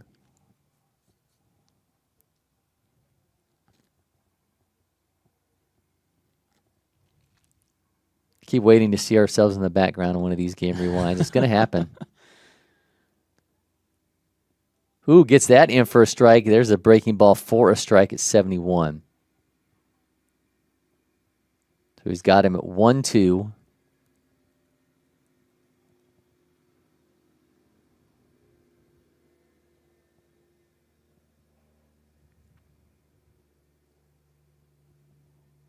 Puts that in play down the side. Third baseman Cox tags the bag, and he's got him for the second out. Yeah, that one was roped down the third base line. Good work by Cox just to stop it and keep it right there with him, and then heads up, pick up the ball, and tag third base. So once again, we will have runners at first and second as the would-be runner at third is erased. Yeah, I think for SmarTense, they've kind of lucked out. You get the bunt back to the pitcher, now a hit to third base. It's the two easiest positions to make that play to third base and get the lead runner out, and kind of eliminate the factor of how much speed Aces National brings on the base paths. Parker Groncy now at the plate. Yeah, certainly brings speed, like we mentioned earlier. 6'5", 460. So it's pretty ridiculous. Even a ground ball might look like a hit into the outfield for some guys. Gets the fastball inside for a strike at 87. Velo-wise, Reed holding pretty strong here in the fourth. Yeah, still keeping it there in the mid-80s. Mid to high 80s. He goes back to the fastball. That went at 89, but it's going to miss to make the count 1-2. Yeah, throwing 89 on your 79th pitch of the day, it's pretty impressive when you kind of sit around that zone in the first place. Sends that foul.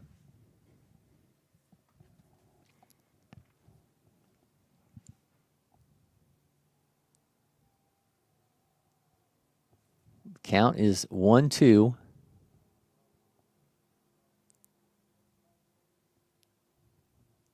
Another foul.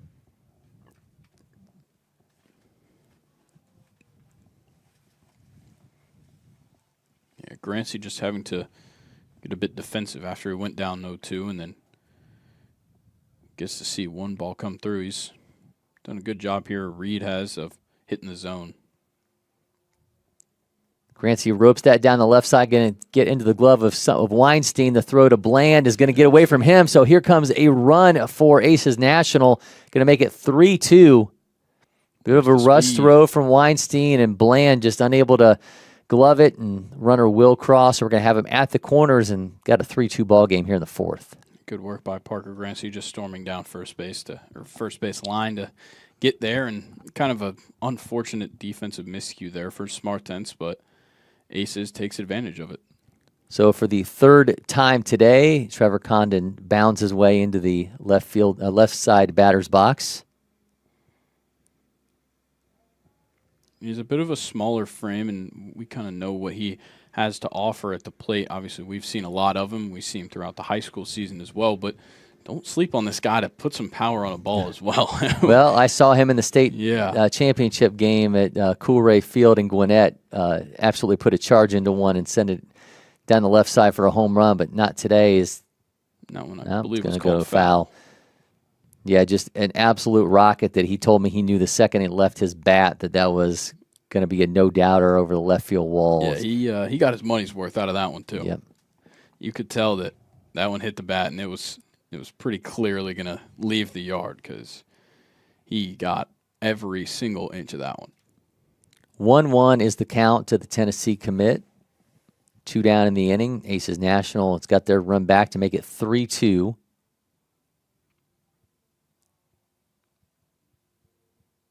That's in for a strike and a change up.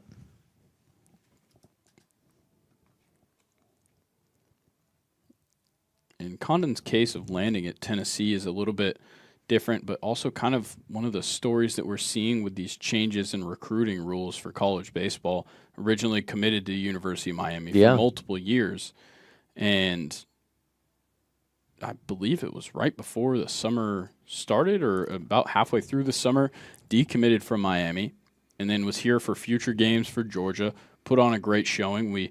There's a moment where we saw it kind of happen where we saw Tony Vitello in the crowd watching this game between Georgia and Florida play at the plate. A really odd thing that just happened there. Yeah, well, they tried to take the extra base, and the throw back to home in time to Andrade is going to end it. So a runner stranded for Aces National. They did get one back. It's 3-2 as we move along in the fifth inning. We'll be back with our game rewind.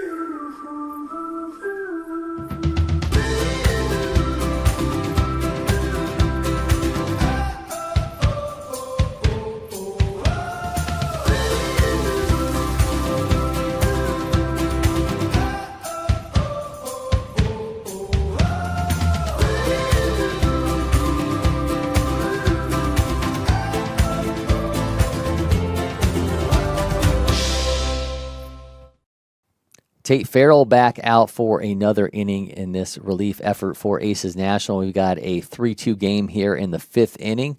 Josiah Andrade will be followed by Hudson Reed and Colin Bland at the plate for SmarTense.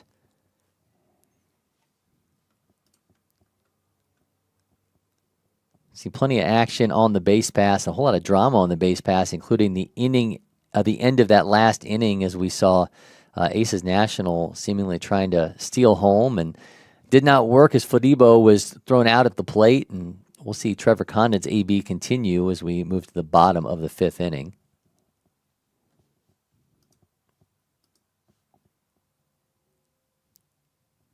We'll see these umpires have gotten themselves an earful from both of these coaching staffs. This is, we kind of mentioned it when we were talking about the coaches kind of fighting for their guys out here. This is a high-pressure time. Quarterfinals of the NPI, it's a big tournament.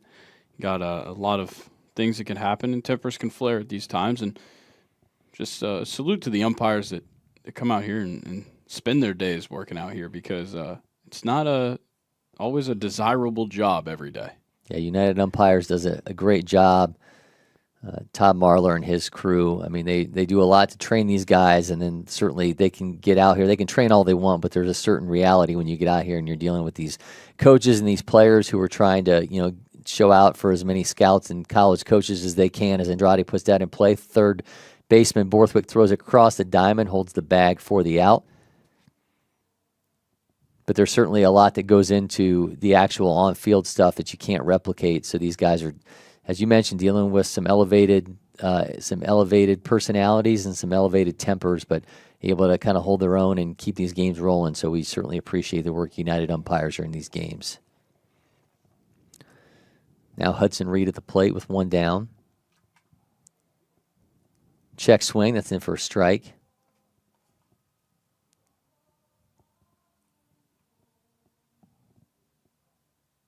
Changeup misses. That's going to run the count to 1-1. Yeah, Reed's been doing a great job on the other side on the mound, but at the plate just hasn't quite found his spot, and still looking at it right now. Yeah, big swing through that fastball, 83 of the offering.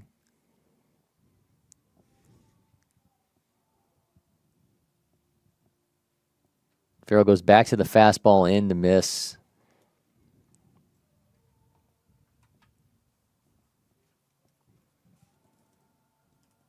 Reed swings through that on the drop third.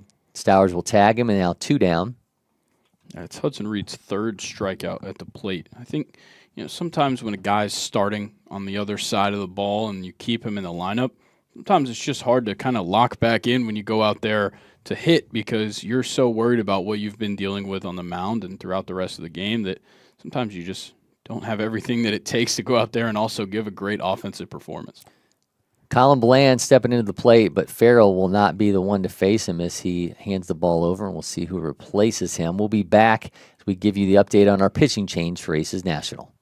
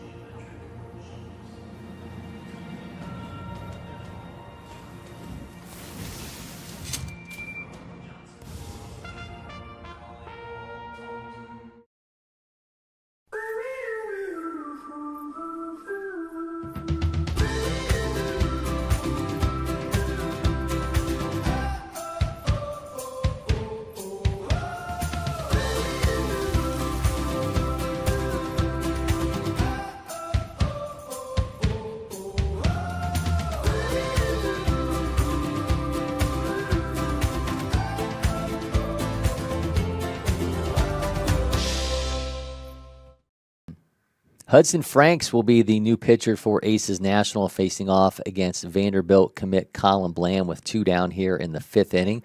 Franks from Pike Road High School in Alabama, the 21st ranked right-hander in the state of Alabama, and 64th overall. Sends that foul in the first offering for Franks. His fastball up around 83, also got a changeup 73 to 74, curveball and slider, both in that 73, 72, 74 range. It's got up to 2,300 spin on the slider. Goes fastball on the second pitch to Bland. It's also fouled off.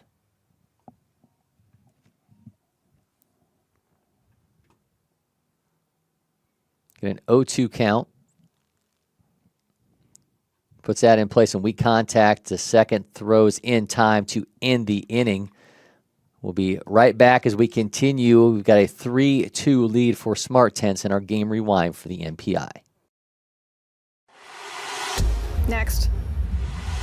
Next. Stop. We got it? No.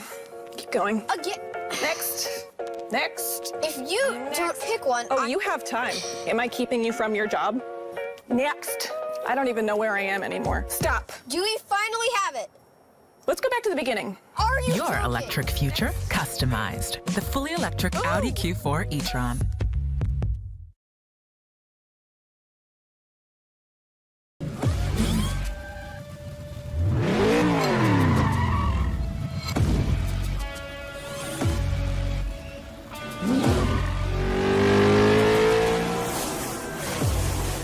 Making every second count. That is how I live. And this is how I hydrate. Body Armor Sport Water. Water for the athlete in all of us. This is ready to go online. Any questions? Yeah, I got one. How about the best network imaginable? Let's invent that. That's what we do here. Quick survey. Who wants their internet to work pretty much everywhere? And it needs to run smooth, like super smooth. Hey, should you be drinking that? It's decaf. Because we're busy women. We don't have time for lag or buffering. Who doesn't want internet that helps AI do your homework even faster? Come again? Sorry, what was that? Introducing the next generation 10G network, only from Xfinity. The future starts now. After 86 pitches, Hudson Reed's day is over on the mound. For SmarTense, taking over is Sebastian Walsh out of Denmark High School here in Georgia. He's the 7th-ranked lefty in Georgia, 60th overall. Fastball up around 87. Also got a changeup, curveball, and slider with over 2,000 RPM. He was a 2024 future gamer.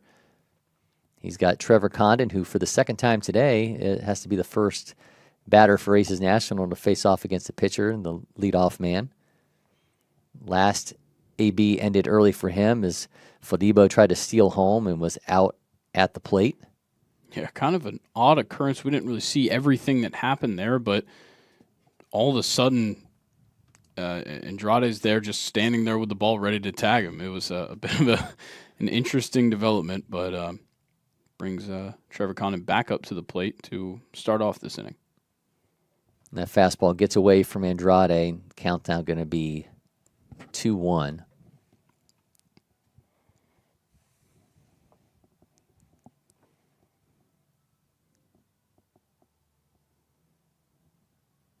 Swing and a miss on the elevated fastball at 84. Counts now even.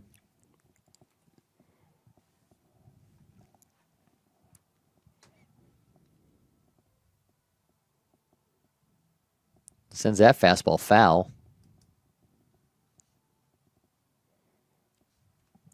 And Sebastian Walsh on the mound, big left-handed pitcher. Got that projectable left-handed pitcher frame that we see on a lot of the best guys out there.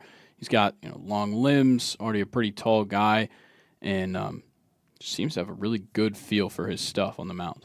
Yeah, 6'4", 205 pounds. Oh, goes back to the fastball, just misses outside, and that's going to run the count full.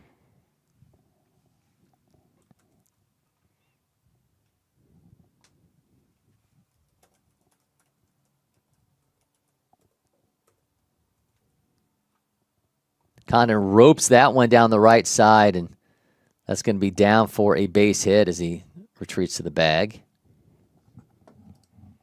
So second hit for Condon in 4 trips to the plate.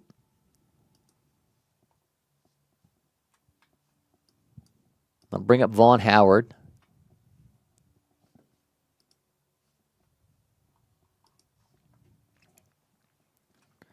3-2 is the lead for SmarTense as we sit here in the 5th inning. Howard shows bunt.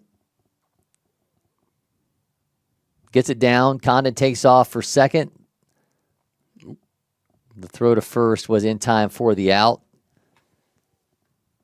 So Coleman Borthwick now at the plate with 1 down and 1 on.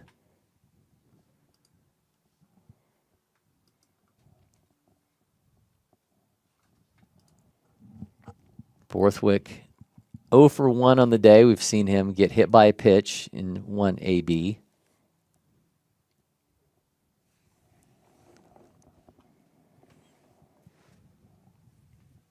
And Walsh here on the mound, and Condon right there behind him, number 6 on the base paths. 2 guys that we'll be seeing at preseason All-State upper class.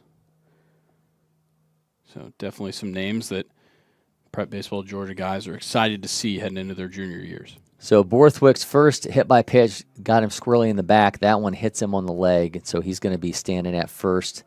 Second time on base for him today, but none of those coming via a hit. So now runners at first and second for Stowers.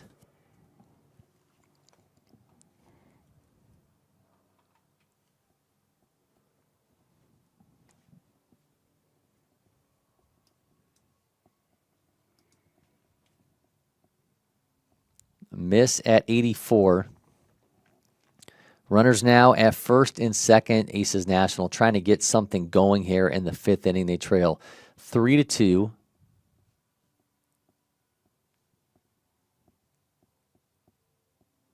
First breaking ball that we have seen off the hand of Walsh, but that misses at 70 to run the count to 2-0.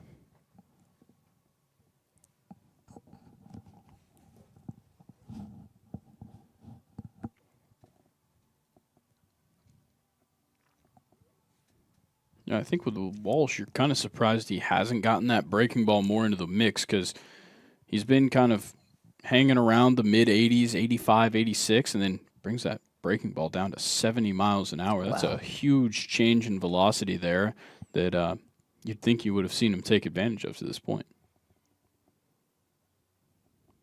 I just think we have seen so few breaking balls from both pitching staffs. I sort of feel like it's just a collective approach to how they were going to handle these lineups, that they're largely just going to let their defenses work behind them. Yeah, you've got huge hitting talent all the way up and down both of these lineups, and it's something that as a pitcher you kind of have to find ways to avoid, and I think just gripping and ripping the fastball and throwing in a changeup here and there is kind of the way that you have to do it. So that fastball misses. The count is now 3-0 to Stowers.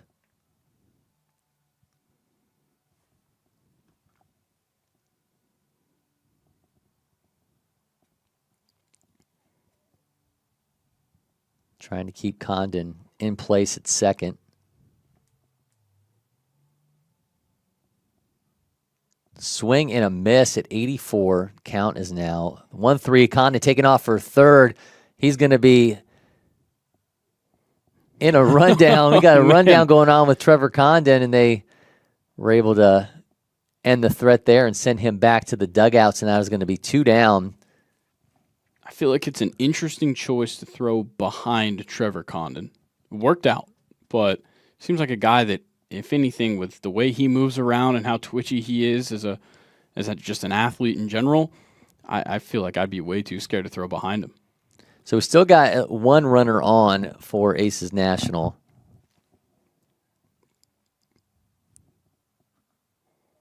Definitely changes the complexion of this inning right now for Aces. So Coleman Borthwick, who was hit by a pitch, remains the lone base runner in a 3-2 game. Now 2 down here in the inning for Aces National. Swing and a miss at 84 by Stowers. Counts now even.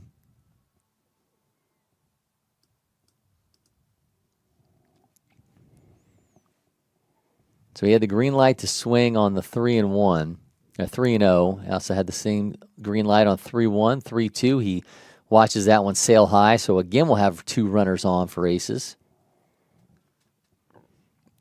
Now we'll get another look at Tate Johnston with 2 on and 2 down. We're going to get a courtesy runner for Stowers.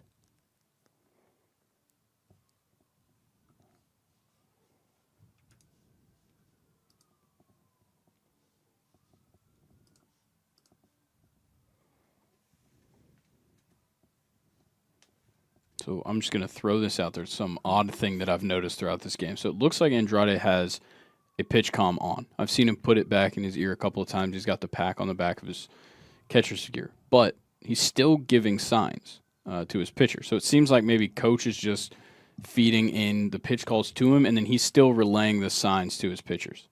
Interesting. And not a way that you typically see the pitch comm utilized, but could be that some pitchers just aren't always comfortable wearing it while pitching. Johnson to Weinstein, and he'll touch second to end the inning. So 2 runners stranded for Aces National. 3-2 continues to be the lead for SmarTense. We'll be back with this game rewind. Grilling is an art. Don't forget to add sausage, Picasso. Keep it juicy. Jump to the jam, boogie woogie jam slam, bust the dialect. I'm the man in command. Come flow with the sounds of the mighty.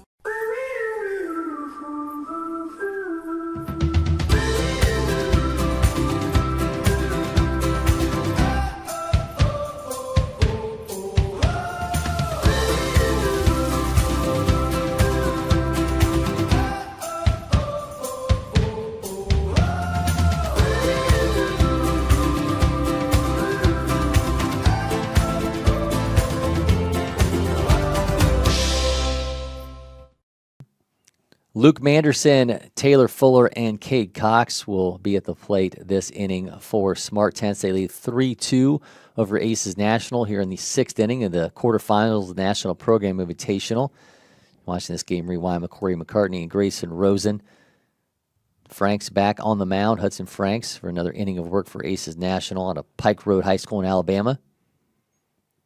Misses on the changeup to Manderson.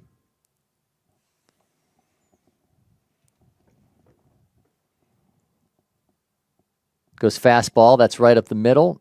Shortstop has it. Throws not in time. So we're going to have a lead-off infield single out of Luke Manderson to start things off for SmarTense here in the 6th. Yeah, it looked like he just kind of couldn't get his grip exactly how he wanted to out of the glove. Had to double pump it, and good work by Manderson getting down the line.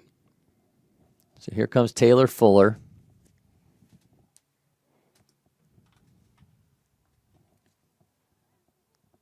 Fuller 0 for 1 with a walk. SmarTense looking to add a little bit of insurance. They lead 3-2 here in the quarterfinals.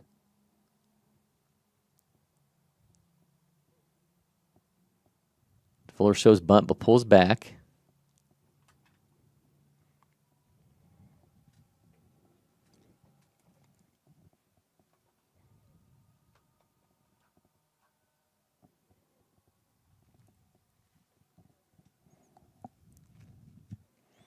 Fuller will be followed by Cade Cox, and then if it gets that far, we'll see the top of the order with Dion Cole. And SmarTense chasing some ever-important insurance runs in this game. It is real close. You have the 1-run lead, but you never really know what these kinds of lineups are capable of, and you'd like to give yourself a bit of a cushion heading into these final innings. So Fuller showed bunt again but pulled back. The count's not going to be 2-0. Going to advance that runner Manderson to second base. Shows bunt but pulls back, and that's going to be in for a strike. It's now 2-1.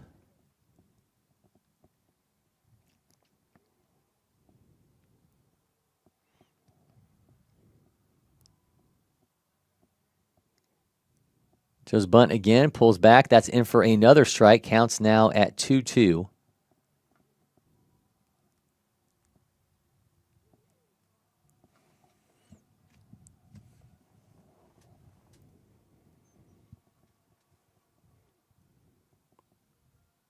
Runner at first. Fuller puts that in play. Shortstop has it. Throws to first in time for the out, but the runner will advance to second. So Manderson now standing at second base, runner in scoring position as we move on to Cade Cox.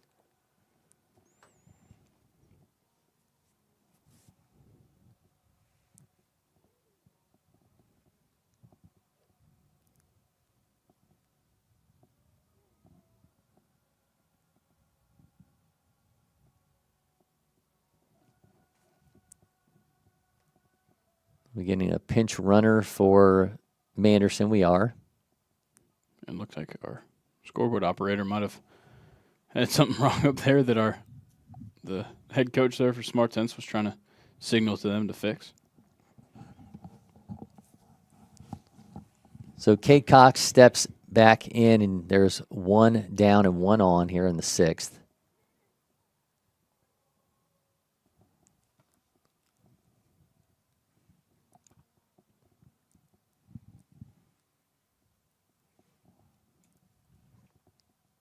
Franks works that fastball in at 73 for a strike. I believe our pinch runner is Walker Myhand. The brother of William. Changeup in for a strike.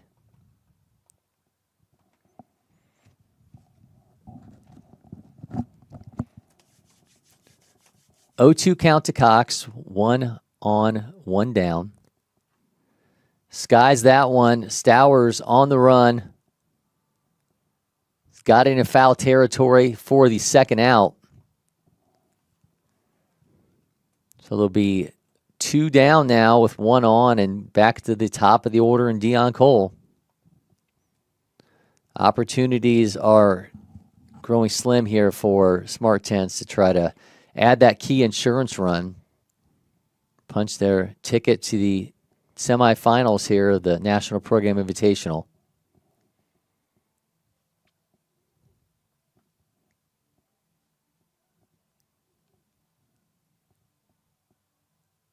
Cole watches that in for a strike at 71.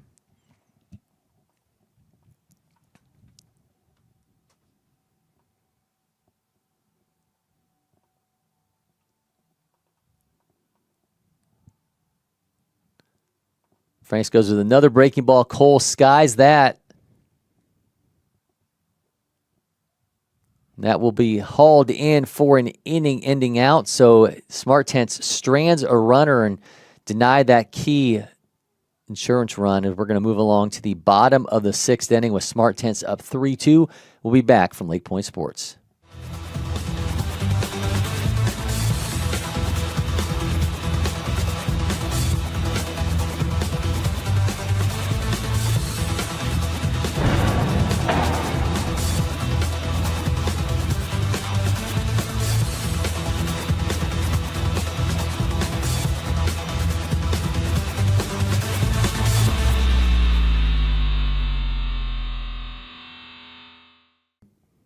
We go on to the bottom of the 6th inning in the quarterfinals of the National Program Invitational. DH Jalen Moten now being replaced by Colton Gio, who is the starting pitcher for Aces National. He's going to be followed by Hudson Alpert and Jacob Fladibo as Aces National tries to get something going. They trail 3-2, a spot in the semifinals on the line. Sebastian Walsh out of Denmark back on the mound for SmartTense. We mentioned Gio when he was on the mound, what he's capable of at the plate, and you're looking at a guy who absolutely can get things done for Aces National. He comes in as the Duke commit with exit velos around 97.2 bat speed, almost 80 miles an hour. Watches that fastball for a strike, run the count to 1-1. Yeah, this is a guy who's ranked as an outfielder, and we saw how well he could do as a pitcher up on the mound. One of the things that really jumps out to me with his profile, 101 outfield velo. Wow. That is extremely impressive. We see him on the mound get up to 93, but 101 when you get to go all out for that outfield velo throw is extremely impressive.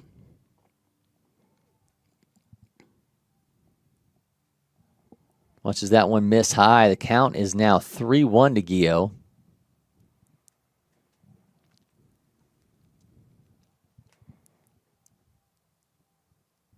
The one thing Aces National looking to get is base runners in any form they can get them, and they will have one to start as Gio flexes back to the dugout as he works a 5-pitch walk to start off the 6th. Yeah, and you can't call him, some people like to say the pitchers aren't, athletes, whatever you'd like to say, however you'd like to put it, but Gio's not a guy you're going to be pinch running for. 6'7", 160.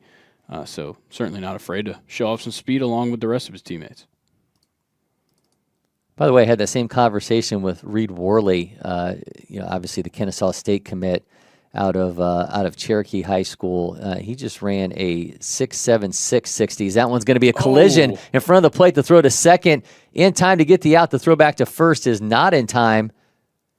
Man, what an oddity of a play there, but it worked out in SmarTen's favor as they took away the lead runner.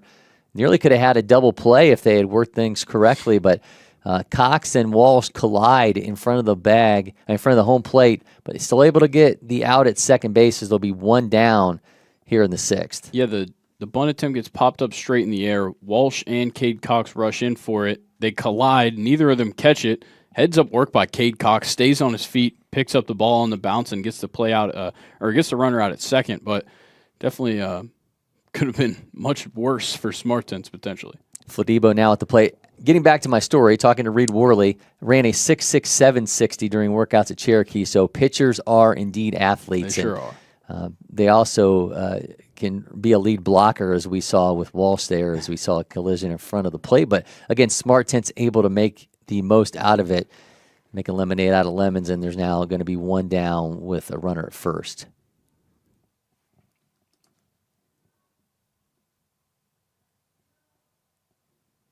That one's going to miss high. The count is now going to be 2-1 to Fladibo.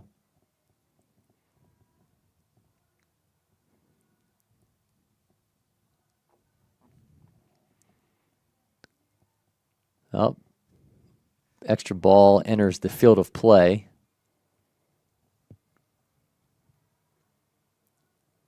But the only time you do not have to worry about that is during a championship game. And that's depending on the tournament. That's true. Yeah, there are some where we have multiple championship games going on at once. MPI, in fact, one of those. It's largely just the national championships. Yeah, I think I could be thinking of a different tournament, but I believe with NPI we had two of the championships going on at once, and then actually the 16U championship ended up running on its own.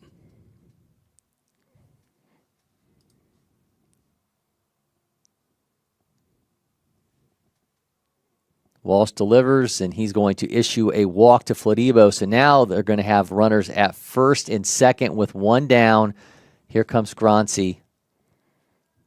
Now looking at potentially the winning run, being on first base early in this inning, and with time close to expiring here, it could potentially be a walk-off scenario for Aces. Well, the Auburn commit Groncy looking to deliver Aces National into the semifinals of the National Program Invitational. We've talked about the depth of these lineups. If you really want an example, Groncy batting in the 9-hole as the Auburn commit is certainly a testament to the strength that they have up and down this roster. You know, and I go back to that conversation we had earlier about Taylor Fuller and finding a guy who, when there's so many of these guys are ranked as shortstops, who's going to play second base. Mm-hmm. Somebody's got to bat down on the bottom of the order, and you get a guy who on their high school team or a lot of other travel teams may end up being a leadoff hitter, hitting second, third. You got to have somebody hit down at the bottom of the order. I think on some of these national programs like this, egos have to be put into check, and certainly, you have positional wise or where you bat in the order all comes into play, but your number comes around sometimes when it matters most, and Parker Groncy's got a chance to make the most of his opportunity here with one down, two on, and a chance to help Aces National earn a spot in the National Program Invitational semifinals. Yeah, we got the lefty-lefty matchup here with Sebastian Walsh on the mound still. In for a strike to start things off, a fastball at 82.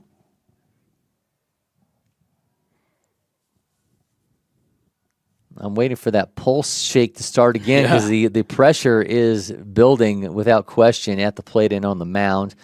That miss is going to make it 1-1. I think SmarTen's is extremely happy with the position that they have themselves in, all things considered, with a lefty on the mound, because Aces National, right now we're going to see Groncy. We may be seeing, if we do see the inning flip or the lineup flip over, you get another lefty in Condon coming up to the plate. So two lefty-lefty matchups is definitely favorable for yourselves, and obviously you wish you weren't in this position right now, but best way of getting out of it. Gronsi's now got a 2-1 count, runners at first and second. So the last thing that Walsh wants to do is walk the bases loaded. Now going to be 3-1. He is one pitch away from walking the bases loaded and bringing up Tennessee commit Trevor Condon with a chance to tie this thing up. See where Walsh goes. Andrade setting up outside. Gets the strike. Going to run the count even.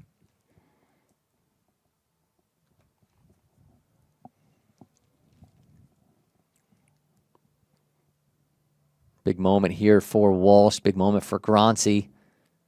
Elevated fastball, and he gets him to chase at 84. Swing and a miss, and now 2 down. Great pitch there from Sebastian Walsh. And so we're going to have runners at first and second with 2 down, and a returning Trevor Condon to the plate for the 4th time today. Great work by Walsh to fight back into that. You start off with a great pitch to start. You get him looking, and then he watches 4 straight pitches, and you catch him swinging, missing on on a 3-2 pitch. That was extremely well done by Walsh and just getting a swing and miss. First pitch foul from Condon. Strategically, if you've got runners at second and third, how aggressive do you try to get to just move that runner along without Condon doing it himself? Yeah, I think it's tough. When we talked about putting egos aside, this is one of those situations where a player has to put that ego aside. Of course, Trevor Condon would love to hit a 3-run home run right now, but it's also about just playing base to base. You need to extend this game at all costs in this position, and with 2 outs, it's the biggest spot you could find yourself in. And for Condon, it should be about safety here. Whew, swing and a miss on that breaking ball, 75. Maybe count now 1-2. Maybe the best pitch we've seen all day. That was just absolutely nasty. The count now 1-2. 2 on, 2 down. Spot in the semifinals of the MPI on the line. Condon holds off on the changeup, just misses high.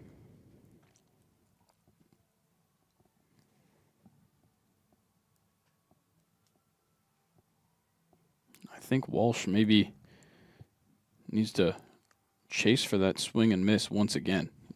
Got it, or he's gotten the foul ball, then a swing and miss. Kind of missed the zone on this last one, but we'll see what he brings here. Goes fastball, and Condon will foul that off. So the count is now 2-2. I like the pitch selection right there by Sebastian Walsh, going a little bit high inside on the fastball after throwing a changeup that missed the zone. He got him to swing on the breaking ball, but good work by Condon just to keep himself alive there.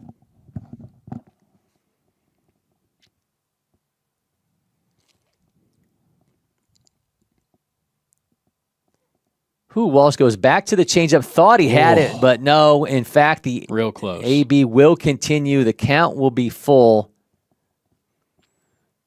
Definitely not happy with that call, but kind of just got to forget it. Massive pitch here. It will either result in a run, a bases loaded situation, or end the game altogether and put SmarTense into the semifinals. Condon swing and a miss. Andrade gloves it, pumps his fist as he goes out to Walsh. A guttural yell from Andrade, and that will end it as Walsh slams the door on Aces National. SmarTense 3-2 winners get themselves a spot in the semifinal of the National Program Invitational. And man, a combined 5 runs in that game, but it felt like drama at the highest level, and we talked about the high level of players in this game. That absolutely delivered. Yeah, that was everything you want to see. And look, you don't need to have a 9-8 finish every single time you come out here. A 3-2 finish like that in those scenarios, it seemed like every inning we were close to some kind of offensive explosion happening, and the pitchers fought back, or the hitters found themselves in some good situations that made things turn kind of something out of nothing. We kept getting that all the way throughout this game. I think that aids to how much talent, how much depth these rosters have, and the fact that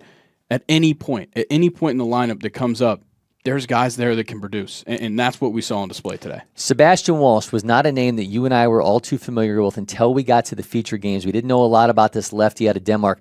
I think we just saw a big reason why he ended up with a spot in the Yes. feature games when you saw just the composure for him to get himself through that, work through facing some of the toughest hitters he's going to face in any lineup, and ends up getting the inning-ending strikeout, and just a fantastic job from him to slam the door and push SmarTense into the semifinals of the National Program Invitational. A little bit of a spoiler alert, they would end up losing as the tournament would go on, but they were unable to finish things off. But, man, just a fantastic game as they were 3-2 winners over Aces National. Don't forget, we will be here all winter long with these game rewinds for you, so make sure you stick with us. Follow the LakePoint Sports social media channels for those games and so much more of the great content that we'll continue to pump out from all around campus. So until next time, for Grayson, Rosen, and producer Maddie Bullock, I'm Cory McCartney, and we are signing off from LakePoint Sports.